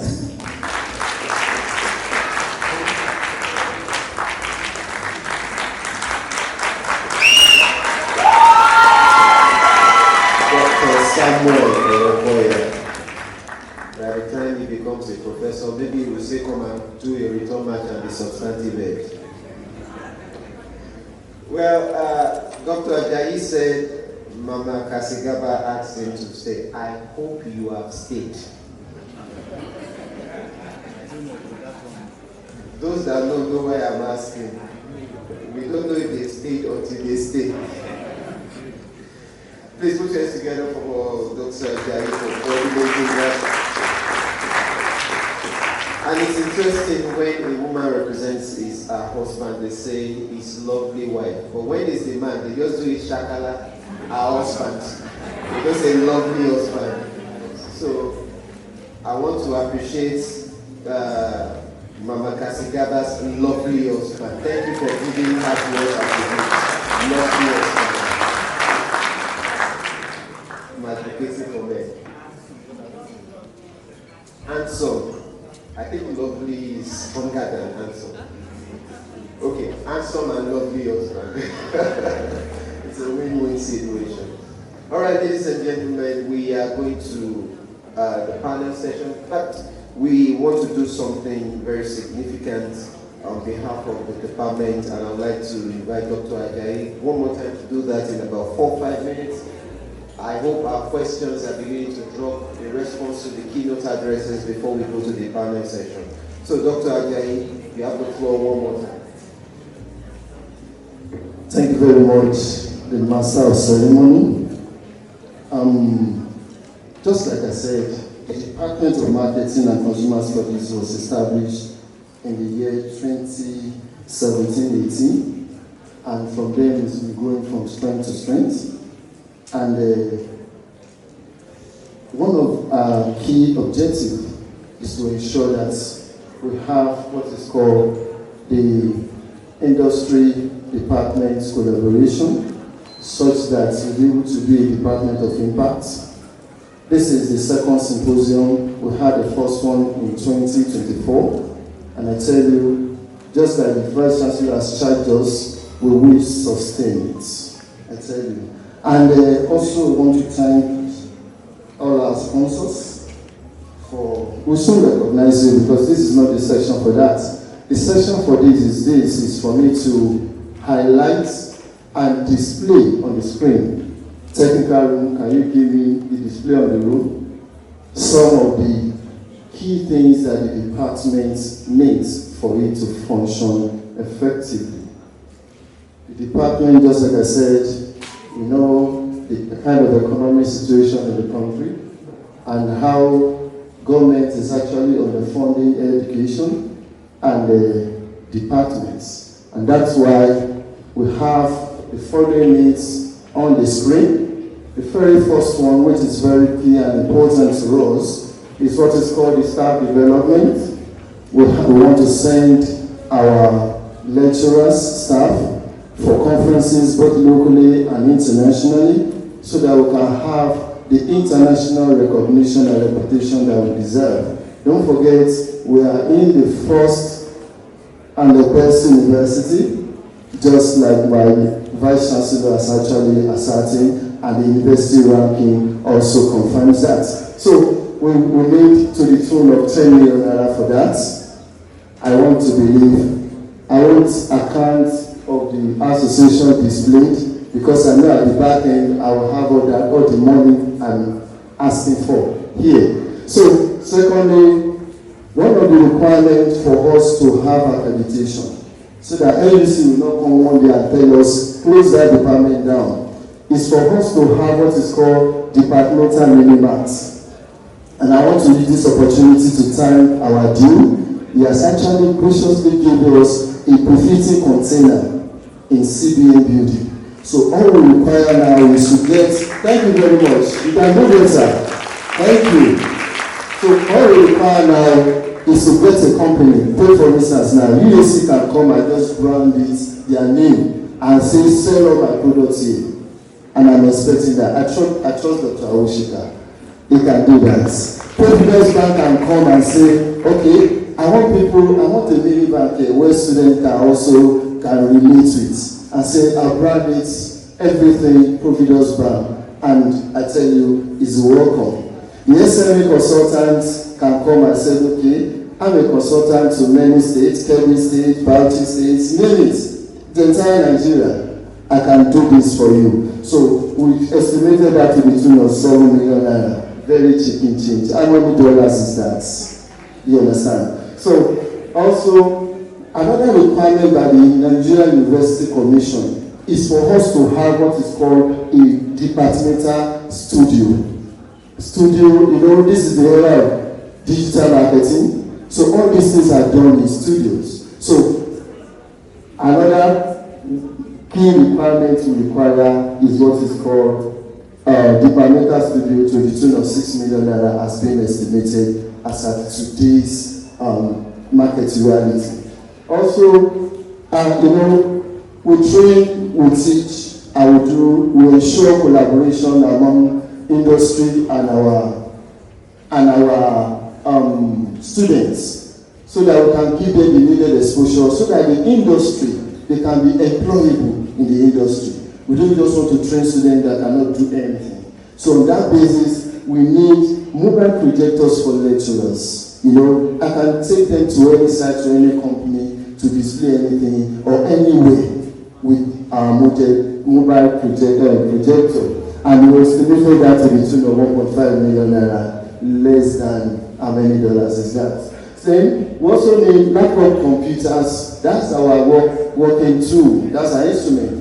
Any day I forget my laptop at home, which has never happened anyway, meaning I did not go to work that day. So as a lecturer, we require laptop computers. So we look up to you, to our audience. You can do it for us. I've seen one or two of our guests snapping it, and I just want to take it that it is done. Also, for administrative, you did not give them a round of applause. Because I know it's done. If somebody snaps it, that says it's done, it's settled. Wow. That's it. We also need for administrative, for seamless administration. Just like we said, we'll ensure that this symposium, we scale it up higher and higher to be able to meet and solve industry problems. It's just that the Commissioner for Chieftaincy and Local Government Affairs was not present. He sent me a message now apologizing for his absence that has to do with the executive governor. At the moment, we are about signing an MOU with him whereby we will train SME owners on the use of AI across the state in all the local governments. That's about we are at the final stage of doing this. That is to tell you now that your department is actually working assiduously to be a department of impact. Also, we require 2 sets of desktop computers for our administrative office, and that is estimated to about 1 million naira. There is 6.8 kVA solar inverter system for HOD office. We don't have lights in our office, and that hinders a lot of things. So if you install a 6.5 kVA solar inverter, I tell you, all our activities will be seamless, and that is estimated to the tune of 8 million naira. I don't think it would be a bad idea if the departments have an official car. Will it be a bad idea? It won't be. Our mother and our father, the economy department, have. So we're looking up to donor that can give us an official car. We also need at the head of department office. It will be a bad idea for me to take our guests to the departmental office and discover that you have to be funding yourself. That's not fun. So please, we require 1.5 air conditioner horsepower in the HOD office to the tune of 1.4 million naira. And ladies and gentlemen, these are some of the things. I don't want to bore you with others, but I know that if by the time this one is solved, many things, you just see us flying as a department. Thank you very much for your time. So as Dr. Geya said, the account details will be up there, and you may wish to liaise with the head of the Seeing laptops there, may I announce that I'm the official departmental MC. So once the laptops start coming, a closed mouth is a closed destiny. Ladies and gentlemen, we are going into a very significant aspect of this symposium, which is the panel session.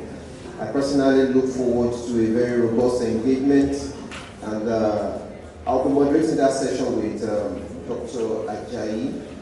So we would do that together. It's my honor to welcome to the platform one of our panelists.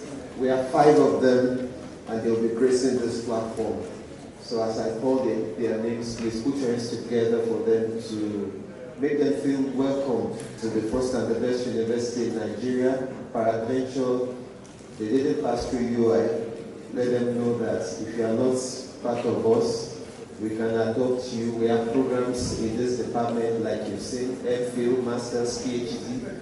Choose your choice. You can always be an alumnus of the University of Ibadan. Let me start with the GM commercials of UAC Foods. Join me to welcome Dr. AWOSIKA.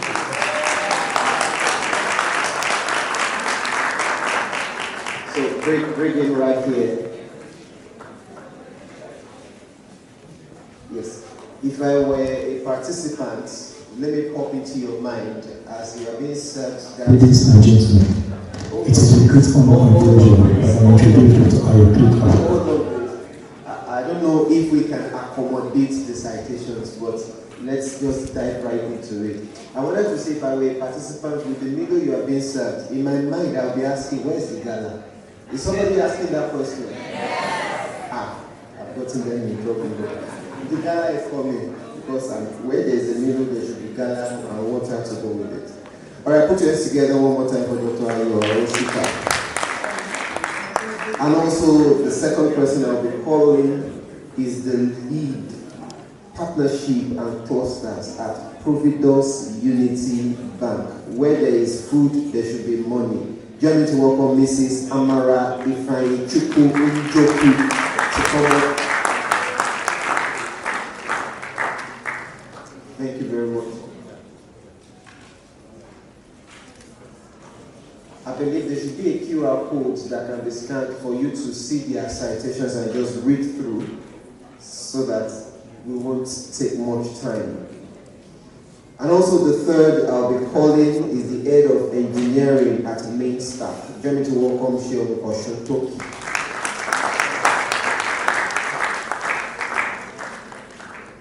Thank you.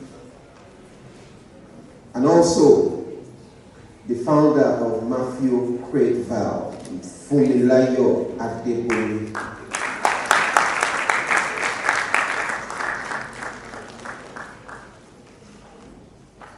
And the last but not the least, which, like I said, is my favorite speaker because I am sharing the same first name with him, is the SME consultant at Oyo State Government. Join me to welcome Mr. OLADAYO BELLO.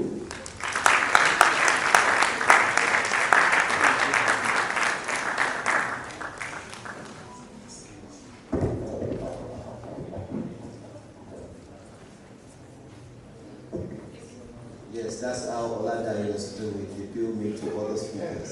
Yes, that's how we do it. Thank you very much. Another big round of applause for Mr. OLADAYO. And so, ladies and gentlemen, we are going to dive right in. Please, can you please share the QR code for the questions one more time? Because most of the questions will definitely be coming from you, because this symposium is about you. They only come to share the wealth of their knowledge with us. But I'm going to start by asking them, you're going to take a minute or two to respond to these. From your perspective, your field experience, and your antecedent, for a layman like me, how would you describe AI? So I'm going to say, a layman like me, how would you describe AI? Okay, thank you. So, well, maybe because I'm really technical, this is going to be a bit right?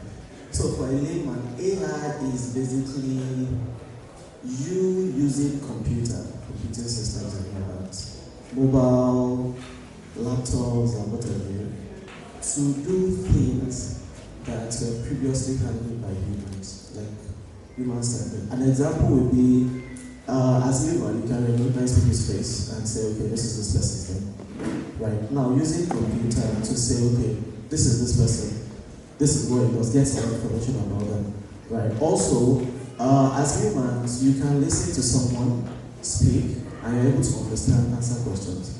Right? So, artificial intelligence in that regard is a system now that allows you to, like a computer system, that allows you to get what someone is saying when they speak and also able to respond. So, doing things that humans can naturally do, like intelligent things that humans can naturally do. So that's how I would describe artificial intelligence. Okay, thank you. I don't know if Madam FUNMILAYO would like to jump in on that. It's FUNMILAYO. FUNMILAYO, pardon me. Yes, and it was, you mentioned Mafio Creative. It's Mafio Creative. Mafio Creative. Creative, exactly. AI, artificial intelligence. There is something I always say. I will say AI is my intern. Okay? So for me, I would say AI is a tool that helps me enhance my job, myself. You know, it's like an extension of, permit me to say, an extension of my brain. Because I can easily go to any artificial intelligence tool like ChatGPT and put in my idea, and then it pretty much just makes it into different other idea formats that I can use. And it's not just limited to ChatGPT, there are other artificial intelligence tools out there that also do the same thing. So I would say AI, let me just put it that artificial intelligence is an intern to humankind. All right, thank you very much. I'm going to pick it up from there, and I will be asking Dr. AWOSIKA. She has already said that AI is an extension of my brain. Should we say it's an extension of my brain and it is not my brain? So, Dr. AWOSIKA, what would you say? Because it's seeming that many people now use AI as their brain. What would you say to that? Okay, so the perspective for me is a bit different. Okay. I agree that AI is an extension of my brain, but not my brain. Because there is a misconception about AI. AI will just help me do things I originally do myself in a faster way, but not in a better way. Because without AI, when the keynote speaker was speaking, and even the VC, there is something we call AI hallucination, right? Unless I am extremely drunk or high, there are some things AI will do or write that I would normally not do. You get what I mean? So AI is an extension of my brain because it's technically regurgitating the things I've repeated in it that is in my brain, but in a faster way. But it is not better than my brain. It is not better than my brain. Still on that line of thoughts, I don't know, Mr. OLADAYO, BELLO, would you like to say something in that regard? Yeah, thank you so much. We have lots of intellectuals sitting beside me here. I sit here to represent the NMSME. The way you understand it as academician, industrial leaders and all that may be a little bit different from the way we understand it. I have an association of the mechanics here, I have other associations that are here. Now, in our own mind, the way it is the way I want to. You know, somebody was in my office, I think 2 days ago, the chairman of the Nigerian Automobile Technician in Lagos. And we were talking about something, he just said, oh, they have an event coming, and he said, this event, how are we so sure that there will not be rain? He said, please help us look at it. Now, to him, I've turned to an Ifa priest. And at the end of the day, we just looked at the whole thing through AI, and he said, no, there will not be rain, this place, this side will be good, and all that. And finally, what he said is that AI is like an Ifa priest. So to me, I'm looking at it from that perspective. And because that is the understanding that they have and we have. So we want to know more from the intellectuals. That is why I'm here. Thank you. Thank you very much, sir. I would like Mrs. IFEANIYI NJOKU. You are from the financial sector. What does AI represent to you? Before we go into the questions we have already.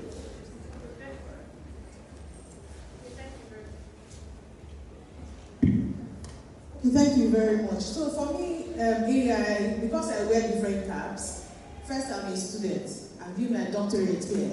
So I'll see AI as my assistant, but I know at the end of the road, Turnitin is waiting for me somewhere.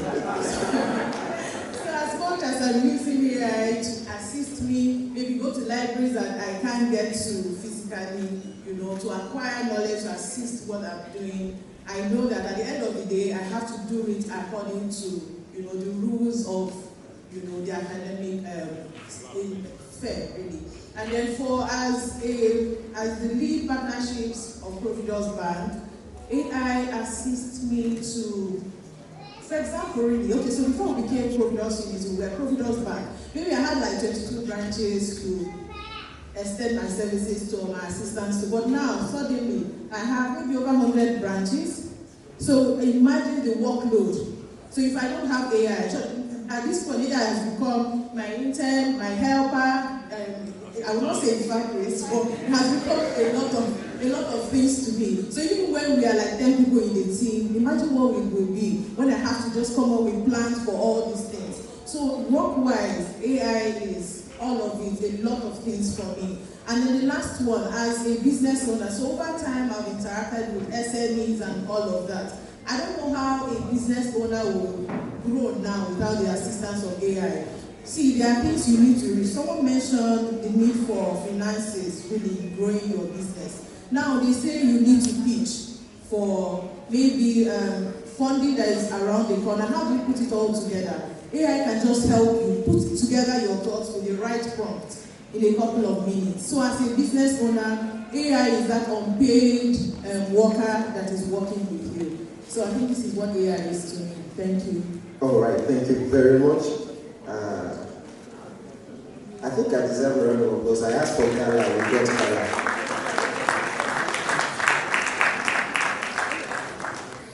Now, I would like to take this question down to Mr. OLADAYO Bello. I'll come to others.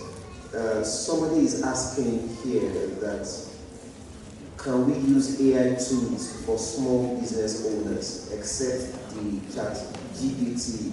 And how can we use these tools? This is like an ambush panel session, so you might not be prepared for some of these questions, but the best way you can, what AI tools can be useful for small business owners, like you have them under your watch? Well, thank you so much. As a business owner, let me come out of the NMSM now.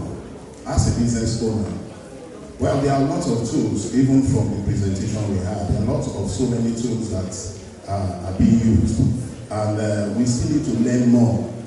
Like somebody like me, who is a consultant, we always look out for so many, more tools that we can use. But the most popular one that we have had even here today is ChatGPT, which is used by so many of us.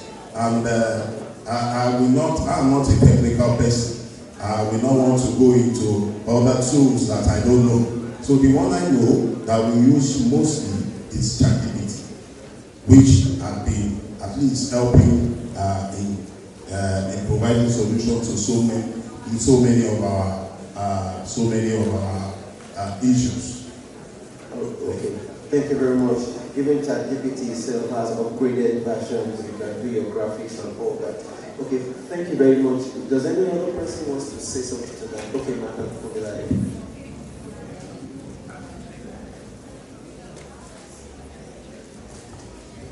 You can do that, please. Okay, so for business owners, especially for small-scale businesses, because I work with a lot of small-scale businesses, and you know, as a business owner that is just starting out, let's face it, you can't afford to hire people so much. So you pretty much have to do everything by yourself. And as someone who has done businesses in the past, and I currently own a social media agency where we create content for businesses, we help them show up online through UGCs and the likes. And personally, that's the same thing that I do. And some of the tools that helped me then was Canva. Canva is the first tool because you want to use it to create graphic designs. Now, you can use ChatGPT to create your graphic design. You can use Google Gemini. But I don't know if you've seen this trend about people making fun of flyers made by ChatGPT because it looks AI-ish. So what I do is I use ChatGPT, right? But I use very good prompts. And sometimes when it gives me something that I don't like, I take the flyer, I go to Canva, and sometimes I use overlays to, you know, remove some words and the likes, just to make sure I have something good. And another tool that I use is, of course, ChatGPT, Google Gemini. If you use those two tools very well, you know that, they have different tones, and not everybody can sense it, but they have different tones. Sometimes ChatGPT will give you a different answer, sometimes Google Gemini will give you a different answer. But if you know your way around this, you figure it out. Another tool that I use is CapCut. Now, right now, CapCut is doing something that is splitting a lot of business owners because you really can't even do the basic things there. It will tell you to pay. So another tool that you can use that is like CapCut is WINK, spelled as W-I-N-K. It has a lot of free things that you cannot use on ChatGPT. So once you have tools like that, with Canva you can create invoices, with Canva you can pretty much do a lot of things. You can do presentations and so on and so forth. Thank you. All right, thank you very much. Dr. AWOSIKA, you may wish to say a thing or two.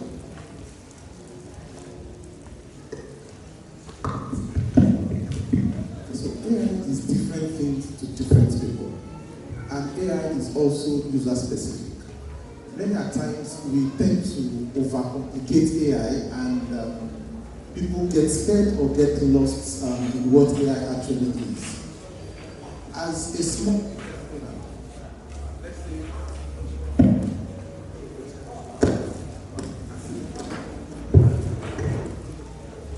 Thank you very much. So as a small business owner, let's say you sell fabric in Aba markets.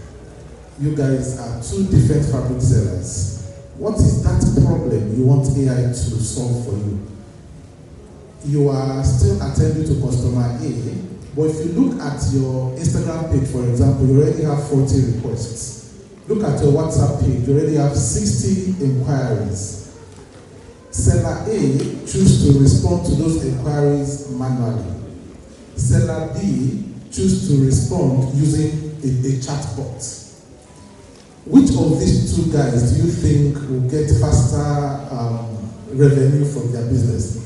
Seller A would not, because it takes time for you to respond to 60 customers and some of the customers are already pissed, they've moved on to another person. But with just simple chatbot that you have on your WhatsApp for business or on your Instagram, you can already automate what are the regular questions or frequently asked questions my customers would ask me. That is not very deep, but that is AI. For example, as a mechanic, like you mentioned earlier, they brought a car to your workshop. Instead of you asking, listening and everything, there's a simple tool you can plug into the brain box to check what is actually happening or what is wrong with the vehicle. That is still AI. So for me, AI is not limited to what ChatGPT will do. AI is to you what you want it to do. But first thing is identify what is my pain point. If you understand what that pain point is, then we can begin to help you and say, okay, this is the right tool for you to use to fix this. SME A use of AI will definitely be different from SME B use of AI. Thank you. Thank you very much, sir. light bulb moments there for me. AI is to do what you want it to do. And it's user specific, so you must identify the problem you want to solve. So that suggests to me that you don't have to know all the AI tools. Just know the ones you need. All right, thank you very much. Mr. OSUNTOKI, there's a question here for you. Somebody is asking, those that use AI to code, and people look at them as they are not fit for employment. So the question is, if I am a master of AI, am I fit for employment, or do I still need to have the conventional certification? I hope you get my point. Is it absolute AI or a blend between what we use, what we know conventionally, and a very good blend of AI?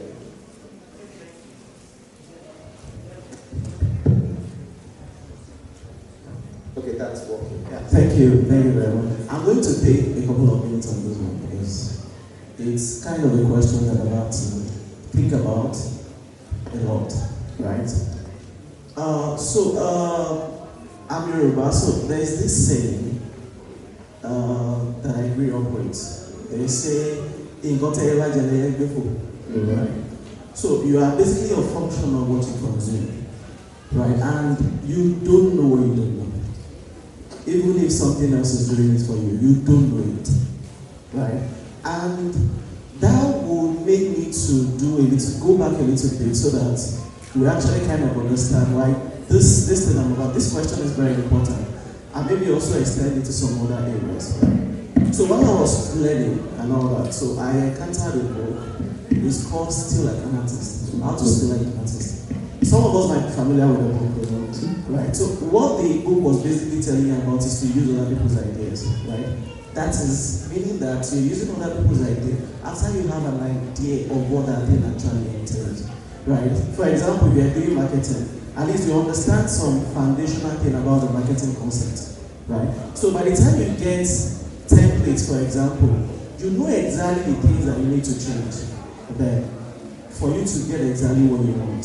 Now, if we bring in the generative AI, so I can be technically correct, so if you bring in the generative AI part, it's basically doing, without you reading about Still Like an Artist, it's basically giving you the templates that you can work with.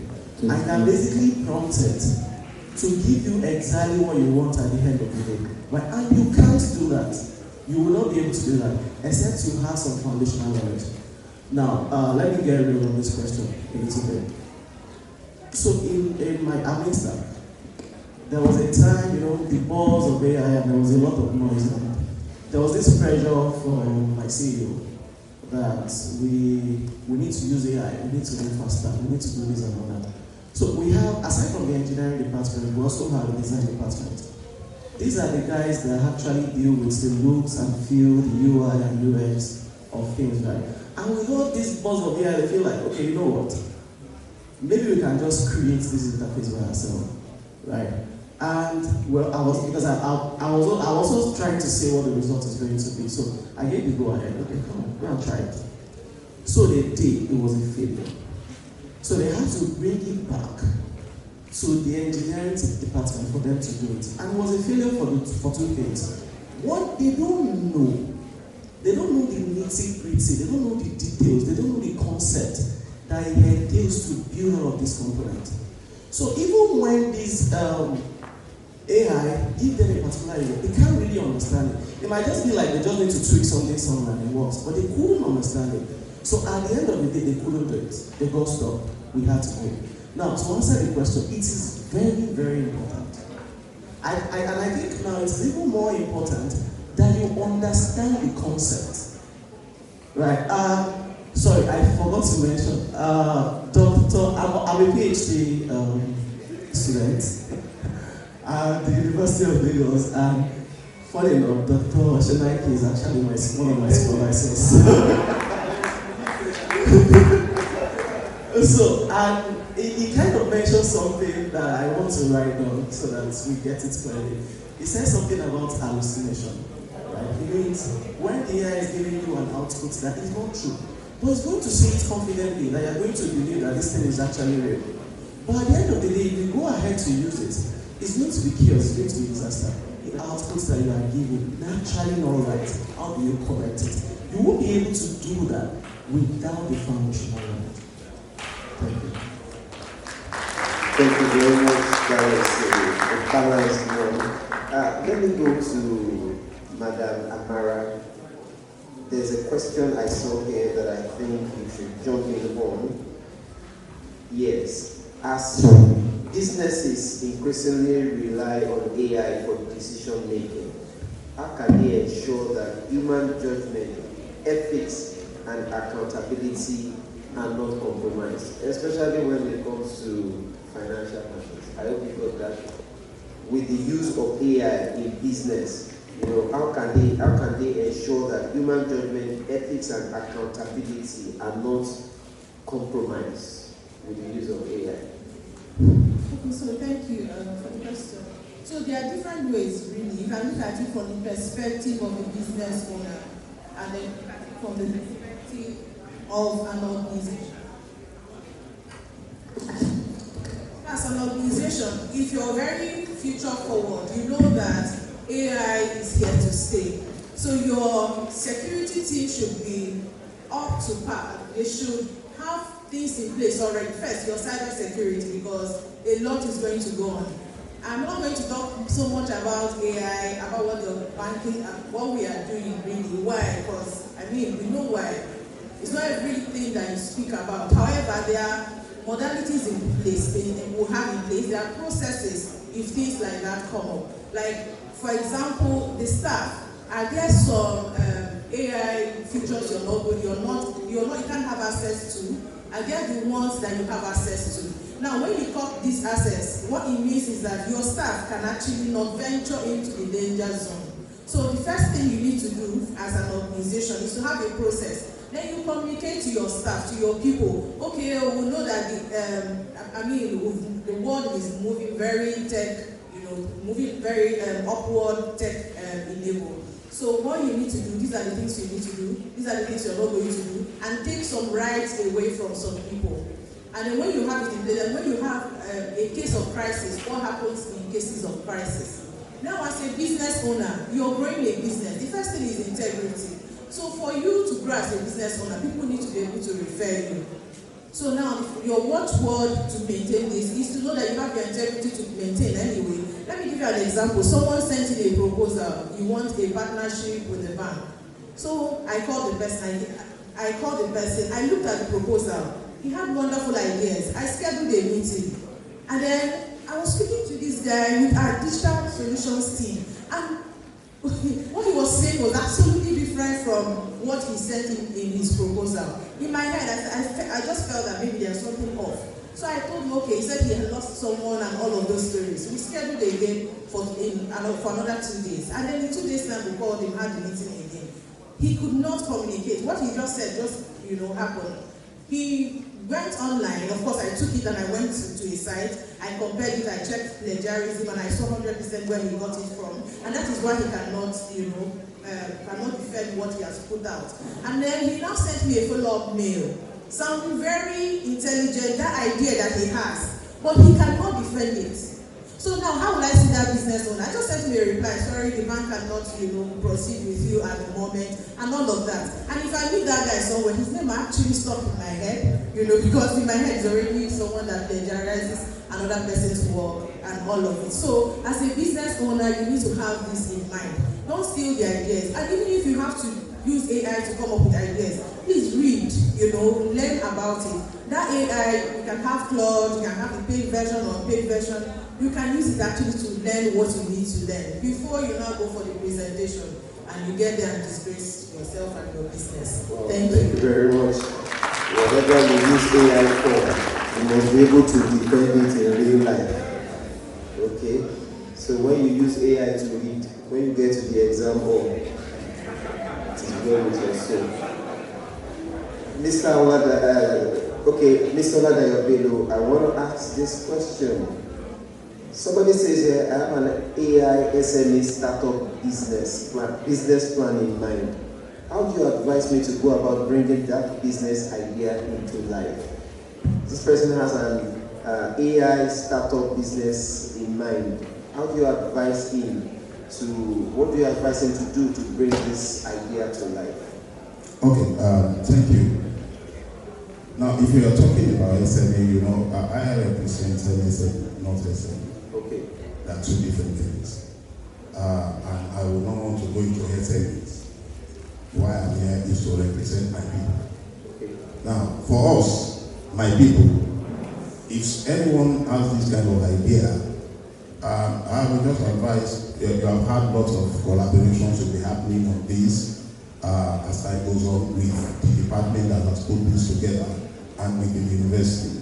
So if you have any idea that has to do with AI on how businesses can survive, expand, how we can have robust business environments with the NNSMEs, yeah, it will be a good opportunity for that person to key into this now. Because I actually consult for federal government, I consult for state governments.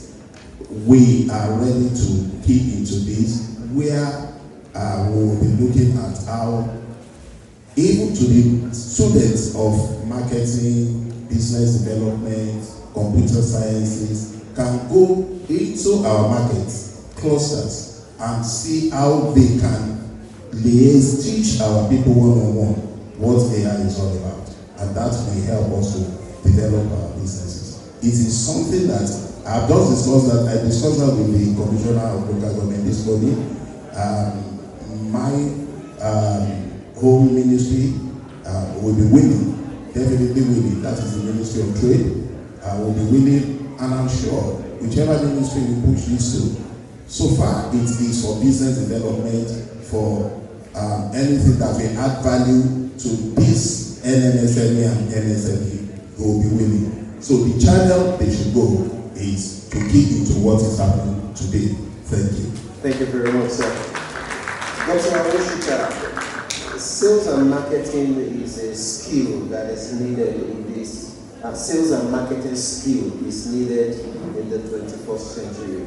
So what's your take on this in relation to the deployment of artificial intelligence?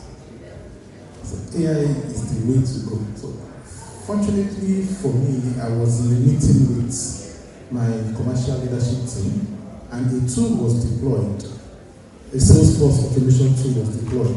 And at the end of the tool, the technical guy deploying it told us this tool has AI enabled back-end, because if you understand sales, at the end of every day, every morning, you want to review what your people did yesterday, download a lot of Excel sheets, compare activity, and the guy just said you just need to prompt the AI, extract what this guy sold yesterday. Did he deliver on expectation? How many outlets and how many lines did he sell? So for me, this AI is very, very important. And in that meeting, someone asked a question: how safe are we with the data we are imputing into this machine? And I remember 2 years ago, as a group, a business group, when we started talking about AI, the first thing the group MD told us is we need to develop a policy that guides the use of AI. So is AI important in sales and marketing? Yes. Is it needed? Yes. Will it be needed in the future? Yes. But will it take away jobs? No. Like I always tell people, AI is good, but AI is not as intelligent as human. There is a reason why God made us human. Our thinking evolved. AI can predict, but I myself, I can't tell you what I'm going to do tomorrow. How much more AI? AI can predict, yes. However, in sales, in marketing, especially in the part of the world we have, human interaction is very important. Like I think the first keynote speaker talked about, he tried to make a purchase online, he called the customer care service, he was being attended to by AI, and he got pissed about it. So human interaction is still very, very important, but we also need AI to make what we do faster and easier. So AI is important. AI is a tool we need to build. In my team, last year, we intend to put together a team of marketers that will learn and understand AI and tell us how we can even use AI to do better. So yes, we need AI in sales and marketing. Thank you. All right, thank you very much. After the speaker, Dr. SENNAIKE, I'm coming to you, but I want to ask Madam FUNMILAYO ADEBOMI, this is a very important question. You are into, you have your business, and somebody is asking that as a small-scale business owner who has limited resource but intentional about growth, how do I integrate the use of AI in expanding my business in this present economy when I barely possess electronic gadgets to aid me? What electronic gadget means that I don't know, but I hope the person, for the person to have touched this question and filled the form, the person has a phone. So how will you respond to that? Okay, I'm going to speak about this from the perspective of me being a content creator and a UGC creator. Start where you are, because you will not always have access to, I don't know about the gadgets this person is talking about, but start where you are. If you're in business, ring lights, tripod. yeah, like start where you are. I remember the first time because I worked in radio. I worked in radio for like 5 years here in Ibadan before, I left radio. But one thing that I know is when I decided that I wanted to start helping, I noticed I had communication skills and I wanted to start helping businesses show up. I just started with where I was. I used natural light because I knew light was essential. Sometimes I would step out of my house because I wanted people to hear me, listen to what I have to say. And so just start from where you are. I wouldn't tell you that you need this tool. Of course, you need big lights, you need tripod stands, you need soft light, soft box, you need all of those things. But start where you are, because you have to, every industry leader that you see today, every top person you see today, they started from somewhere. And one of the mistakes that I think people make is you see people who are already successful in whatever field that you want to go into, and you start rushing yourself. I went for a program as a host, and I needed an intern. She reached out to me. Okay. The next day, after we had the program, she asked me, she said, how much do you collect for hosting? And at that point in time, I'm like, okay, you're just coming to me for the first time. We went out for the first time, and you're already asking me this. A lot of us want to rush to that point. So I would say just start from where you are, and you can, the first thing is to, yes, do your research. Look at industry leaders, look at people who have already progressed in whatever field that you have chosen, and follow them. They are there on Instagram, they are there on LinkedIn, look at them. You don't have to know your role model personally for you to be able to see the things that they are doing. And so what I would just say is start from where you are, do your research, that's very important. As a content creator, I use ChatGPT a lot and Google Gemini. Even though I have been scripting before the emergence of ChatGPT. I would script jingles, I would script PPAs, but the only difference is that now, what used to take 4 hours will take me 1 hour or 30 minutes. And don't forget to add your brand voice. This is what I mean by brand voice. You go to, I see a lot of creators these days, they sound the same. A brand sends you a brief, agency, I need you to create a 1-minute content to talk about this particular product. And then you listen to almost all the creators talking about it. It's like they are reading from somewhere, they all sound the same. And for some of them, because I know them one-on-one, I know that this is not the way they speak. This is not how they are. If you follow me on Instagram, some of the things that I do, I tend to add humor to a lot of the things that I do, because that is just me, I pay a lot. And so if you ever see me sit in front of a camera, talking about a business, being all serious, just know that it's a lie. I am reading from a script that's not true. So even using ChatGPT, using Google Gemini, I have my brand voice. I see what it's telling me to do, and I'm like, okay, no, I can do this different way. For example, a brand sends me, because I do UGCs, a brand sends me a food package, and they wanted me to talk about it. I just sat down like, I don't want to do the regular thing, and while I was just there, something just popped to mind. And rather than me doing the regular unboxing that you see, I just said, how not to eat your food. Do not use the bottom of a spoon to eat. Do not use the knife to eat.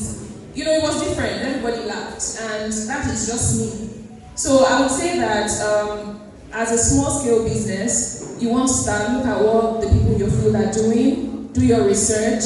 If you have to use AI, add your brand voice, and start from where you are until you can afford other tools. Thank you very much. Okay, you want to add something? Okay. So I want to, the small business owner, so you have access to WhatsApp. Your WhatsApp has that AI tool. Use that WhatsApp. Since you say you don't have resources, sometimes you don't have access to funds because you've not searched. There are lots of grants now open to businesses, women-led businesses, and all of that. So use that AI tool and see 5 grants, for people in your industry. See, if you consistently search and you apply, eventually you'll find the one that will help your business. And then sometimes you are looking for something very big. You can start small. That WhatsApp, whatever you're doing, you can put it up there. Your family and friends. Use that AI tool that is still there. You can't get the paid version. Meta AI. Okay, Meta AI. All of them really. So use what is there that you have, and then you just, like she said, you can't jump into it. It's just step by step. So these are just a couple of things you need to do. Thank you very much. Before you speak, I remember somebody, I was to host a corporate event and they were to pay me a very big money. And somebody said, how can you pay MC that much? So the person who invited me said, go and pick one of your students to do it and you will see the difference. But I didn't start yesterday, So we have to start where we are to get to where you want to be. All right, Mr. OSUNTOKI, you want to say something? Yeah, so I just want to come from a technical perspective. There is something we actually take for granted. I'm picking on, I don't have gadgets. Like the MC said, you have phone. Now, when you use all these AI tools, you see, what's NWEKE processing at the back end? Before you get the results, there's a huge server that is happening on that end. Right? And some people might call this cloud computing and all that. What that means is that these days, you don't need, say, a higher computer to run a very heavy workload. You can offload it to server. There are services. Let's say you want to do something really huge and it's supposed to take higher power. There are services you can use.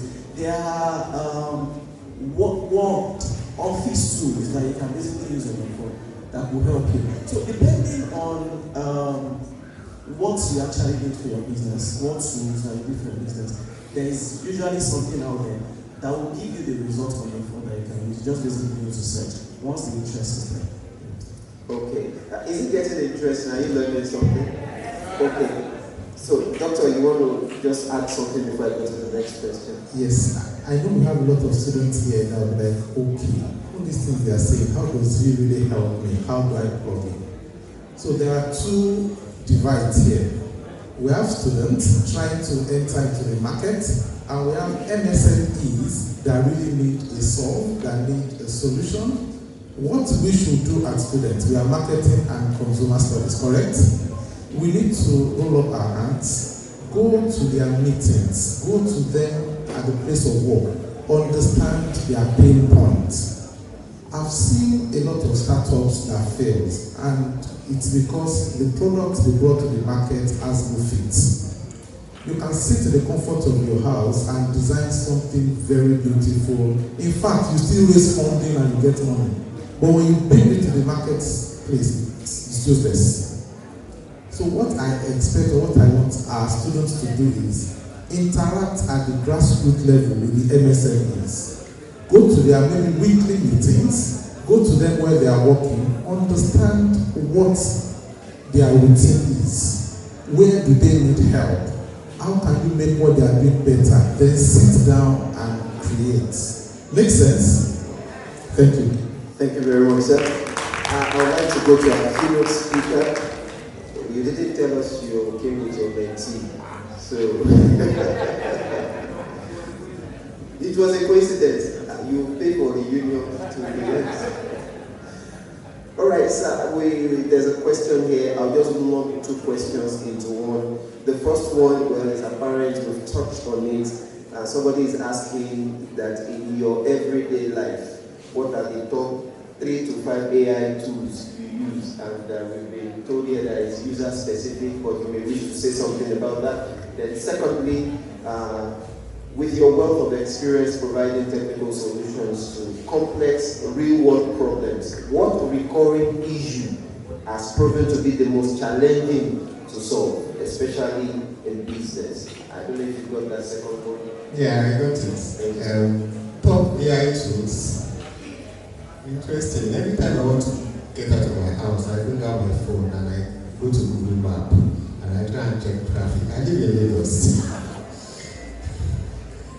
I mean, behind it, I know. So sometimes those AI stuff are not so obvious. They are hiding behind some tools, you know, some applications you use.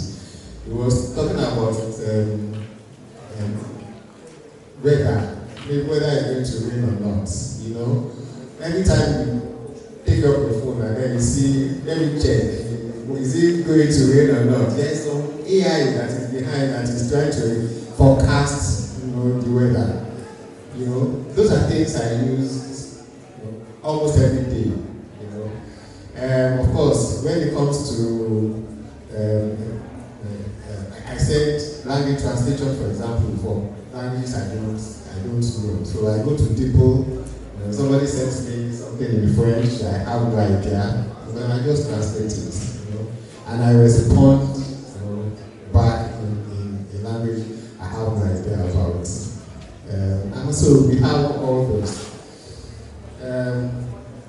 So they are all around us. Like somebody has said, it depends on where you find yourself. When it comes to academic writing also, I mean, there are a number of tools that I always, that I go to, you know, when it comes to those ones. Okay, then for the recurring difficult, the business we do is basically software development, you know. It has a lot of faces. And so the problem I have, or I always see, is peculiar to that. And interestingly, it's the fact that the customer knows that I have a problem and I want to solve it. And then I go to the guy and say, tell me what the problem is. They say, no, you are the expert, tell me the solution. And it starts eliciting of that problem.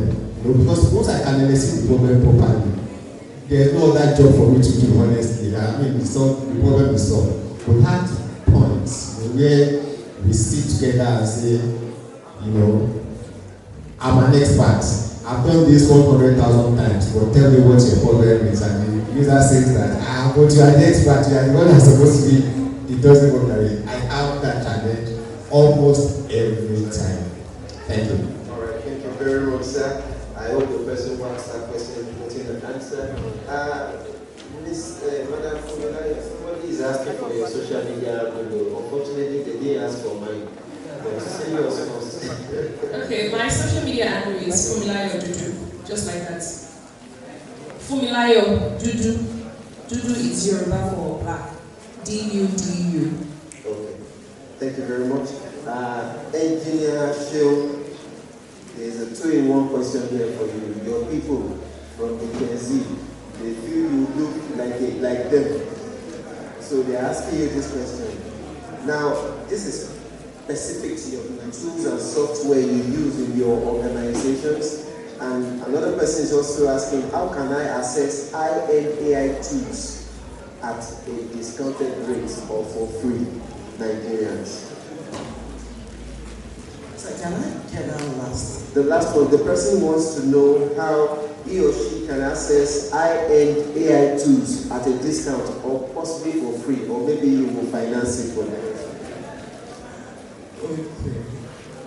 Alright, let me answer the first one. Except someone is giving it for free or you join a team, I don't see any other way. Or you use a student account actually.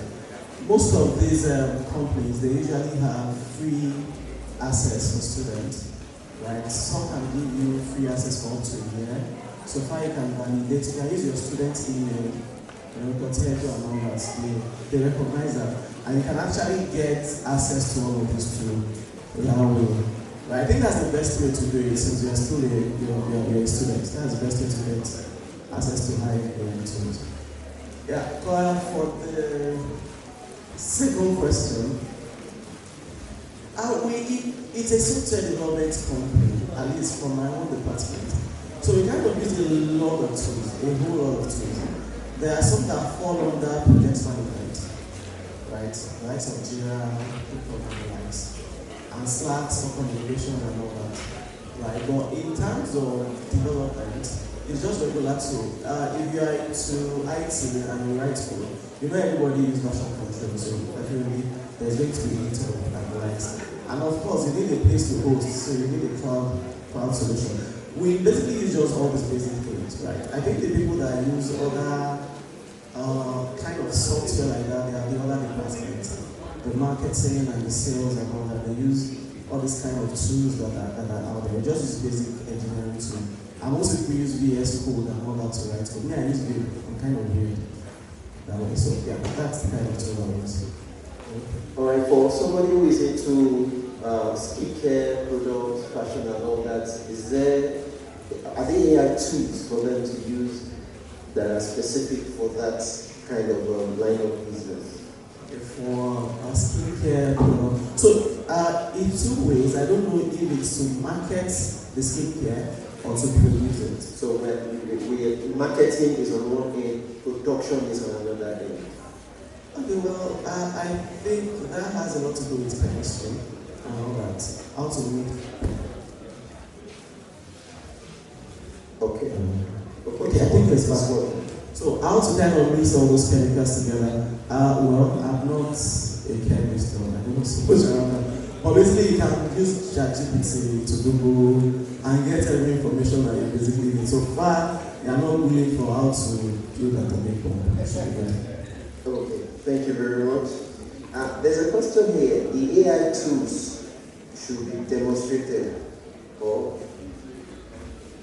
Okay, I think this person is asking a question on how to use AI tools. We might not be able to address that on this floor, but I would like to ask, what are the common mistakes you see business owners making in the use of generative AI tools? I want to throw that open. What are the things? Okay, Madam, you want to take that?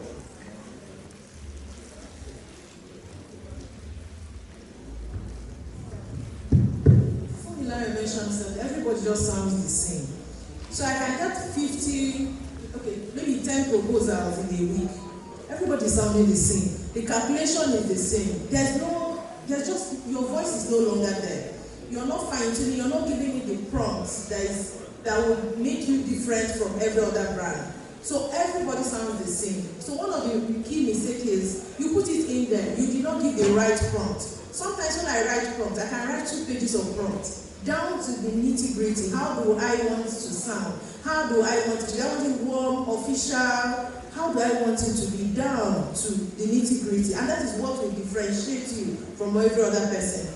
So first, as a business, whatever you're doing with AI, please, let a bit of yourself be in there. Sometimes I even copy my LinkedIn profile and I will put it there and I say, sound like I will sound. I'll put maybe my trainer's profile, I say, get it from this. You're so personalized as a business owner, whatever you're doing, just try to be different, differentiate yourself. Give that AI tool what it needs. It's garbage in, garbage out. It's what you give it that it brings the result.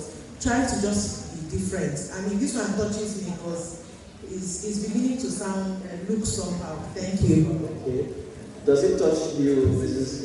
You want to say something too? Yes. Just to buttress your point, as a business owner, you need to also be open to learning. Some of the things that I see business owners do, Mr. OBINNA mentioned something. He said businesses should now, hire Gen Zs and the likes. I'm just a year from Gen Z, I'm 30, but you understand the gist. But don't be too rigid in your ways. I have seen a lot of it because I work with my social media agency. We work with brands like Latitude Cafe, Creeks Apartments. But one thing that I have noticed, and I have tried my best to make them understand, is sometimes they feel like, especially when you have a PhD, you think you have all the knowledge in the world, and now you think someone somewhere that has knowledge about something different cannot tell you what you... Then why did you hire me?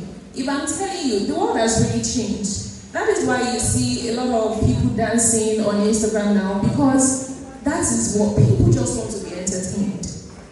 people are dancing and then you're like, well, last week, your content wasn't like this. Because they know that by the time they start dancing, there's a trend going on now, the shimmy gang. I don't know if anybody has seen it.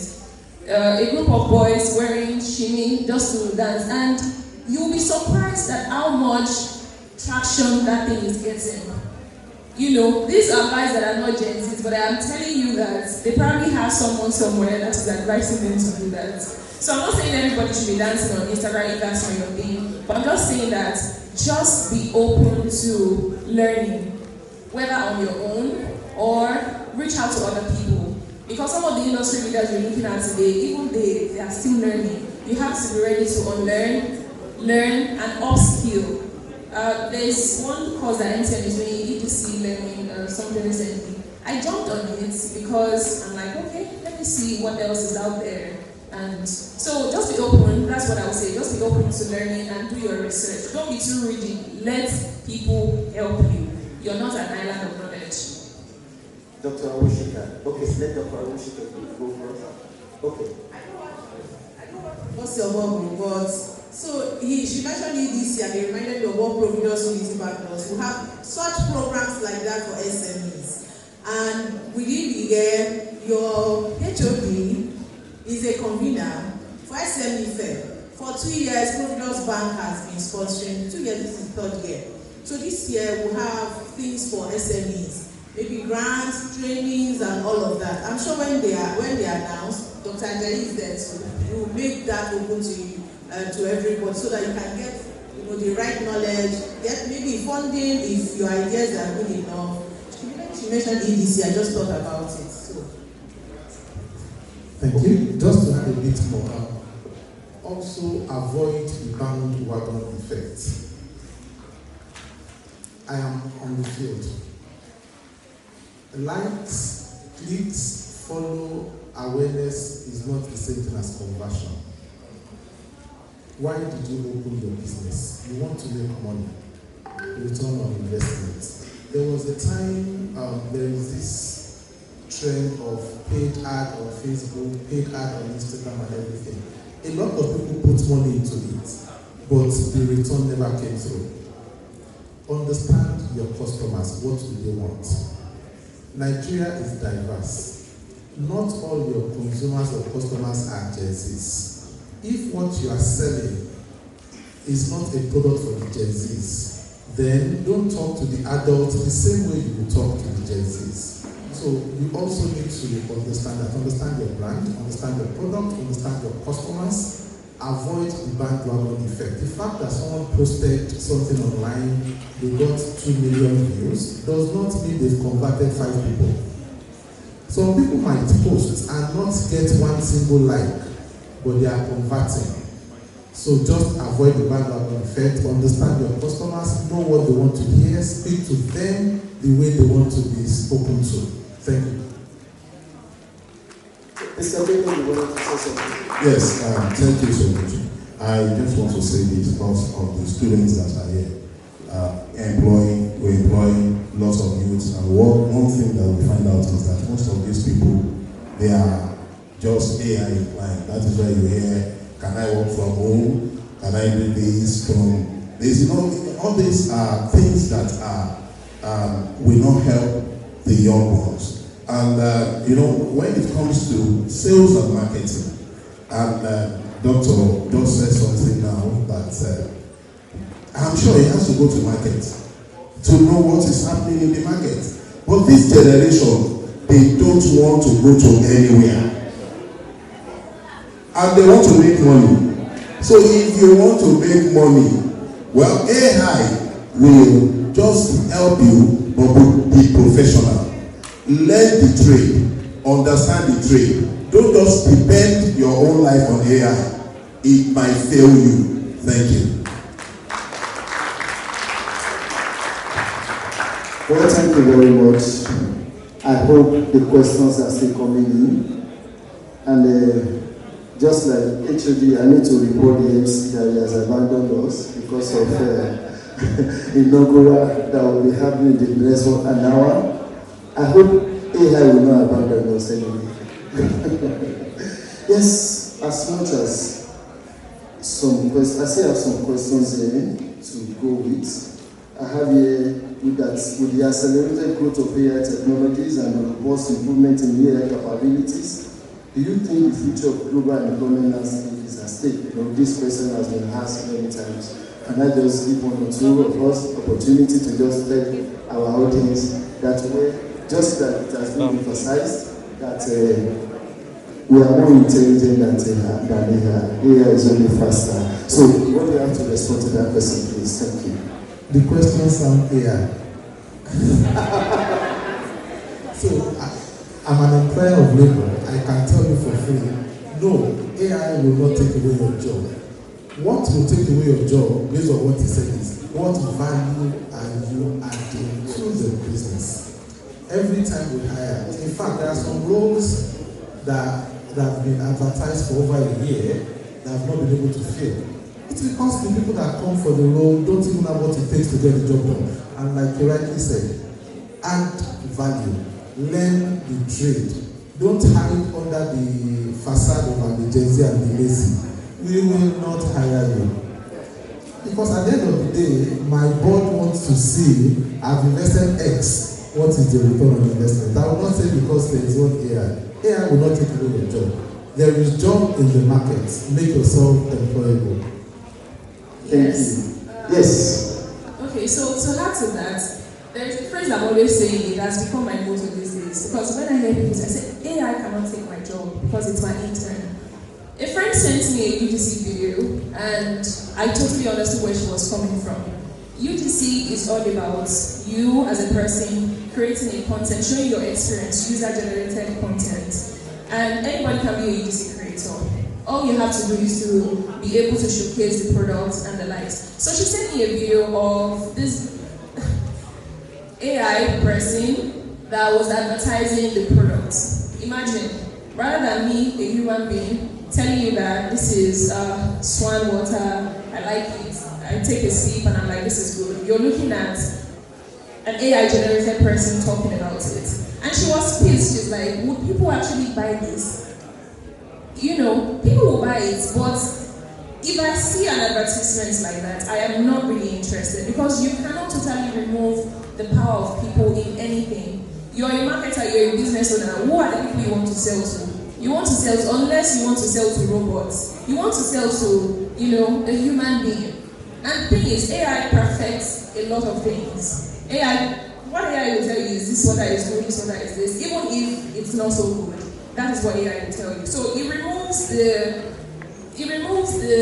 how do I put it, the authenticity. Yes, it removes the human element. So I don't think AI will take all of my jobs. AI will take some jobs because first week in June, I was in Singapore, and I can tell you that from the moment you step into the airport, nobody has to check your passports. There are machines that will check your passports, you check yourself in. Everywhere you're going, you want to buy coffee, you can just use your card, it brings it out. You don't need anybody to do that. But don't forget that there are some people at the back end making sure those tools work very well for you. So the question is, are you ready to just remain in that space of, I don't want to use AI, or are you ready to learn skills that would make you employable now and in the future? I also had a friend in here today. He said he would never ever use AI. He's a photographer. He would never ever use AI. And I remember telling him that you have to, because imagine now, you go to Gemini, ChatGPT, you create images, and then it looks almost exactly. I said almost because it might look like you, like a sister, but the elements that, if you know the person very well, you know. But some photographers, they have certain tools. They have a way of morphing the face that will look exactly like the person. They can change the background. If you want to create an image of a fairy, I have the dress, the photographer doesn't have the background. You use AI to change it. So I just told him that you need to start learning these tools because people will go to those photographers and then leave you behind. So I'm still saying this to you. Please, embrace AI right now. So that's just what I have to say. AI will not take all of my jobs. So thank you very much. I can see. So I just want to share an experience that I had on Saturday. Somebody called me to look at something. They have this meter that is AI inclined. And I think they have started talking to the Kenya electricity, electricity, and all that. Now, the first thing that came to my mind is that if this thing works the way they said it will work, what will happen to my electrician? I think I have the association of electricians in the house. They can. What will happen to them? But I still find out, what that thing does is that immediately there is a fault in that apartment. From their office, that thing will shut the house down and it will not affect the other building. Now, fantastic idea.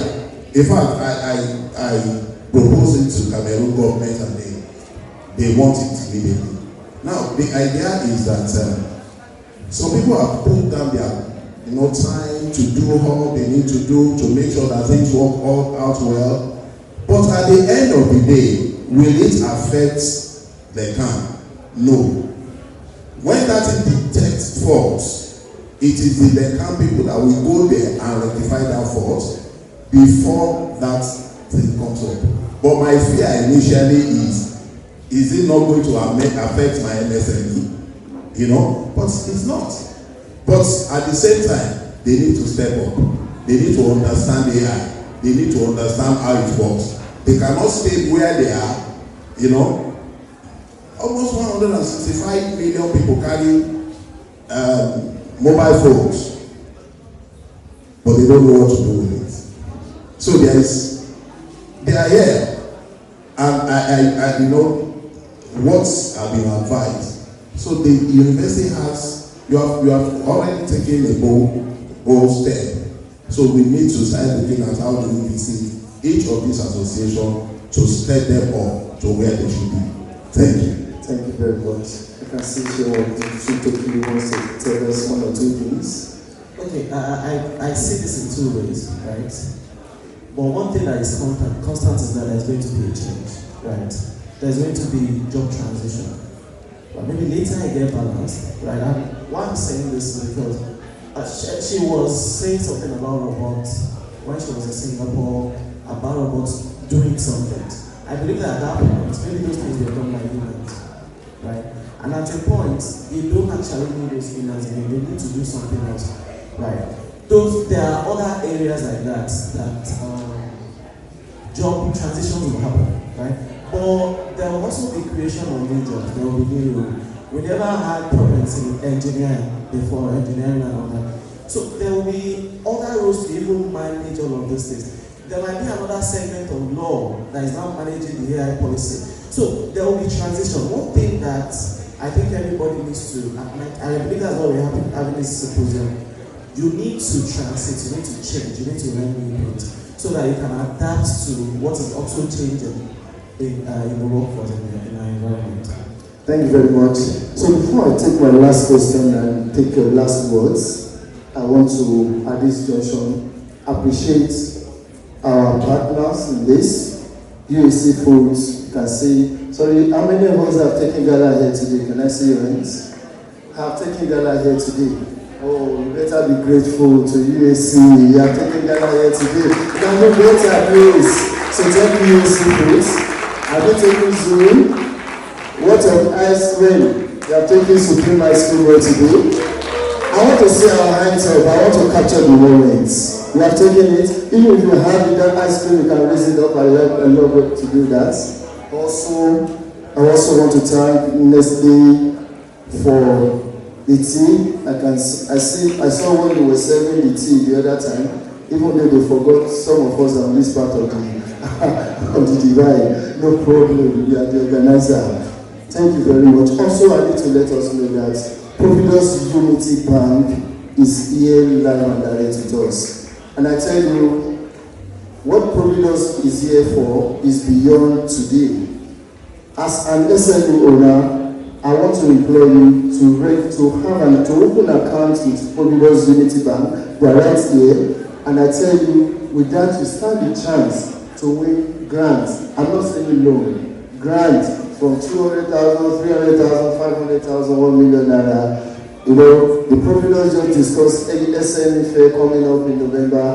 I tell you, if you register with them, you will be qualified to win grants. So I want to employ all SME owners, all entrepreneurs around in this hall. Please don't leave this place, don't leave this arena without registry, because by the time others win, I tell you, so that you don't have to bite your fingers. So please, Providence Unity Bank is right outside. You need to open an account with them. Also, we want to thank Yellow Foods for supplying us biscuits. Don't worry, we have more goodies for you. Just relax. Invite to join my HOD in doing this. Our own Dr. Ayodele, Dr. Adeola Ayodele to join our HOD to present the awards. So, let's get set for the award. Time is fast spent. We have some of our guests returning back to Lagos now. So, and I want to start with our keynote speaker. So please remain seated, please. Please remain seated. More goodies are coming. We'll take the picture, please. Let's just say the awards. We are doing that once in a row. So I'm starting with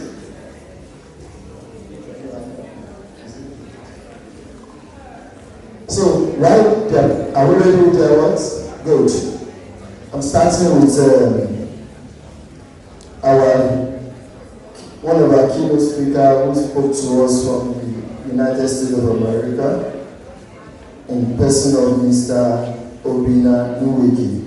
He's the CEO of BEAMX Solutions Limited. We're proud that you supported us, and even though network was a little bit of a challenge, we appreciate your contribution. And to receive the award for him, or is it possible for AI to send the award to me? So, our own Dr. Adeola Ayodele will receive the award on behalf of Mr. OBINNA NWEKE, the CEO of BEAMX Solutions Limited. So, just as he's receiving it, see that OBINNA is actually taking the award.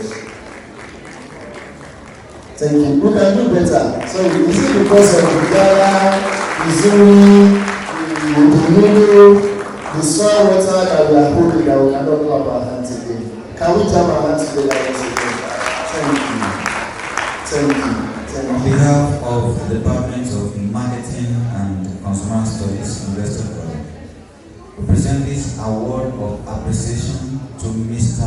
OBINNA NWEKE in appreciation of your esteemed presence and invaluable contribution as a keynote speaker at the second symposium of the department. Thank you very much. He's actually watching us live, Mr. OBINNA. We're grateful. Mr. OBINNA, Dr. Ayodele has basically received it on your behalf. Thank you. We actually have an MOU with him. He has 3 of our interns last time, and we are hoping to increase the number. So next to the recipient is our own CEO of Synergy Solutions Limited, in person of Dr. OLADIPUPO, SENNAIKE. We appreciate you for your time, for the warm reception you gave us when we came to Lagos to visit you, sir. And I can tell you we are still coming. It's not the head of the collaboration, it's the beginning.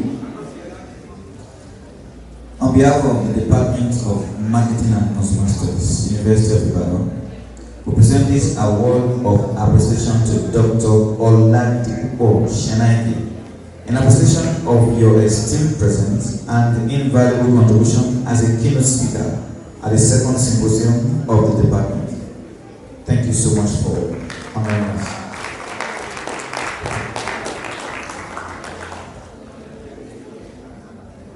Thank you very much, sir. Just like I said, it's the beginning of the collaboration. The Department of Marketing and Consumer Studies. And I'm also going to mention that Dr. OLADIPUPO SENNAIKE has actually transferred a large sum of money to our account this afternoon. The account number is actually okay. I will, as you do it, I will mention it. Sir, thank you so much, sir. We appreciate you. Then moving to the panelists now, I will call him our home. I can hold him now because he's for our students. You see him in our class. He's one of us now as a lecturer. I thought the student would give him an applause. I thought you would be very happy. How many universities in Nigeria do you see industry players come to class to teach you normative? I think that's what is missing in our educational system. And the Department of Marketing and Consumer Studies is trying to bring that glory back. And I tell you, he has his letter as a lecturer. So he has a training for the first chancellor to be in class to teach you. And in the next semester, you will see him. So kindly join me to welcome our own Dr. AWOSIKA, the Chief Commercial Institute. And I want also to mention, I remember, sorry my Jimmy, please. I need to say everything. I have so many things about Dr. AWOSIKA. The last time we had food through with our master students, I don't hear. You still remember. So you can remember the face now. I will tell you that day that collaboration is just starting, just like I told Dr. SENNAIKE. It's just starting. You can see we are progressing the collaboration. Thank you for all the warm reception you ever given us. We are grateful. Thank you, Lord. Marketing, honestly, you are having a very, very rare privilege, I must tell you.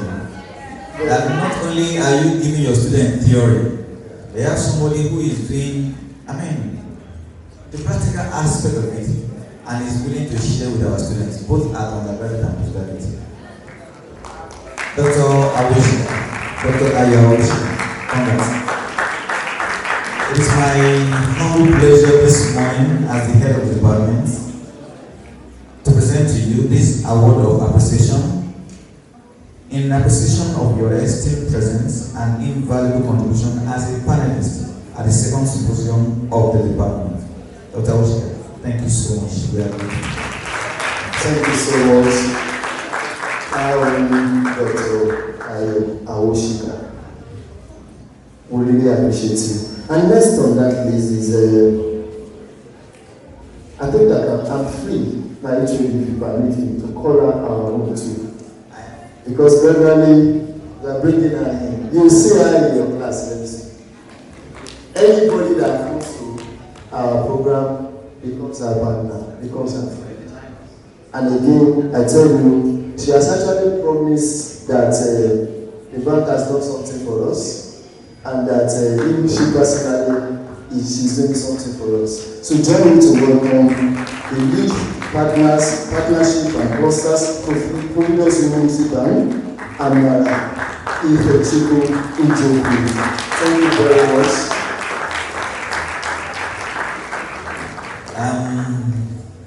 Because she's my friend, I don't want to unveil many things here. I know much more than I want to say. But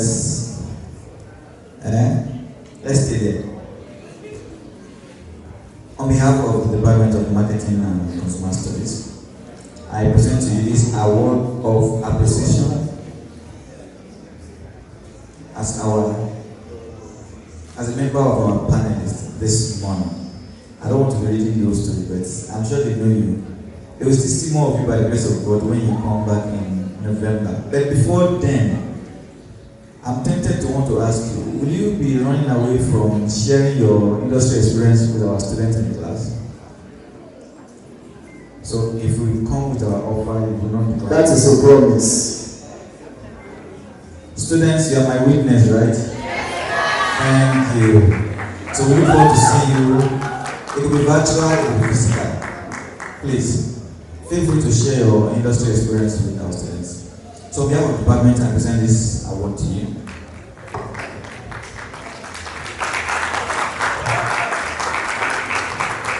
Thank you very much for bringing Providence University back closer to us.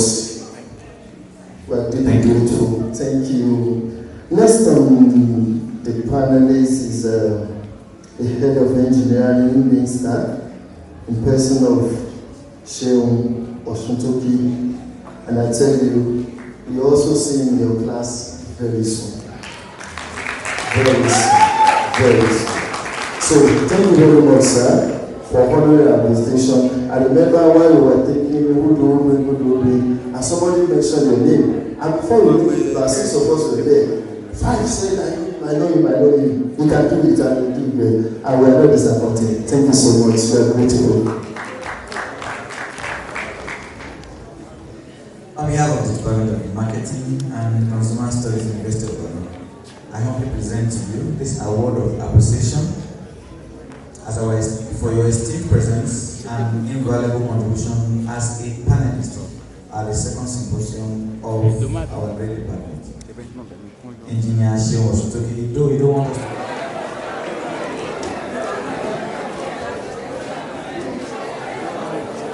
Can other members of staff join them, please? The other members of staff, Dr. Ayodele, Dr. Ogunode, Madam Joledo, please quickly. I only have 1 minute to that. Dr. Ogunode, Dr. Benjamin, Joledo, Hafiz, where are the others? All right.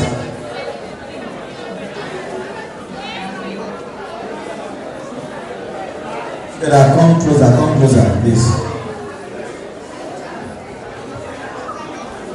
The students should be on standby, please.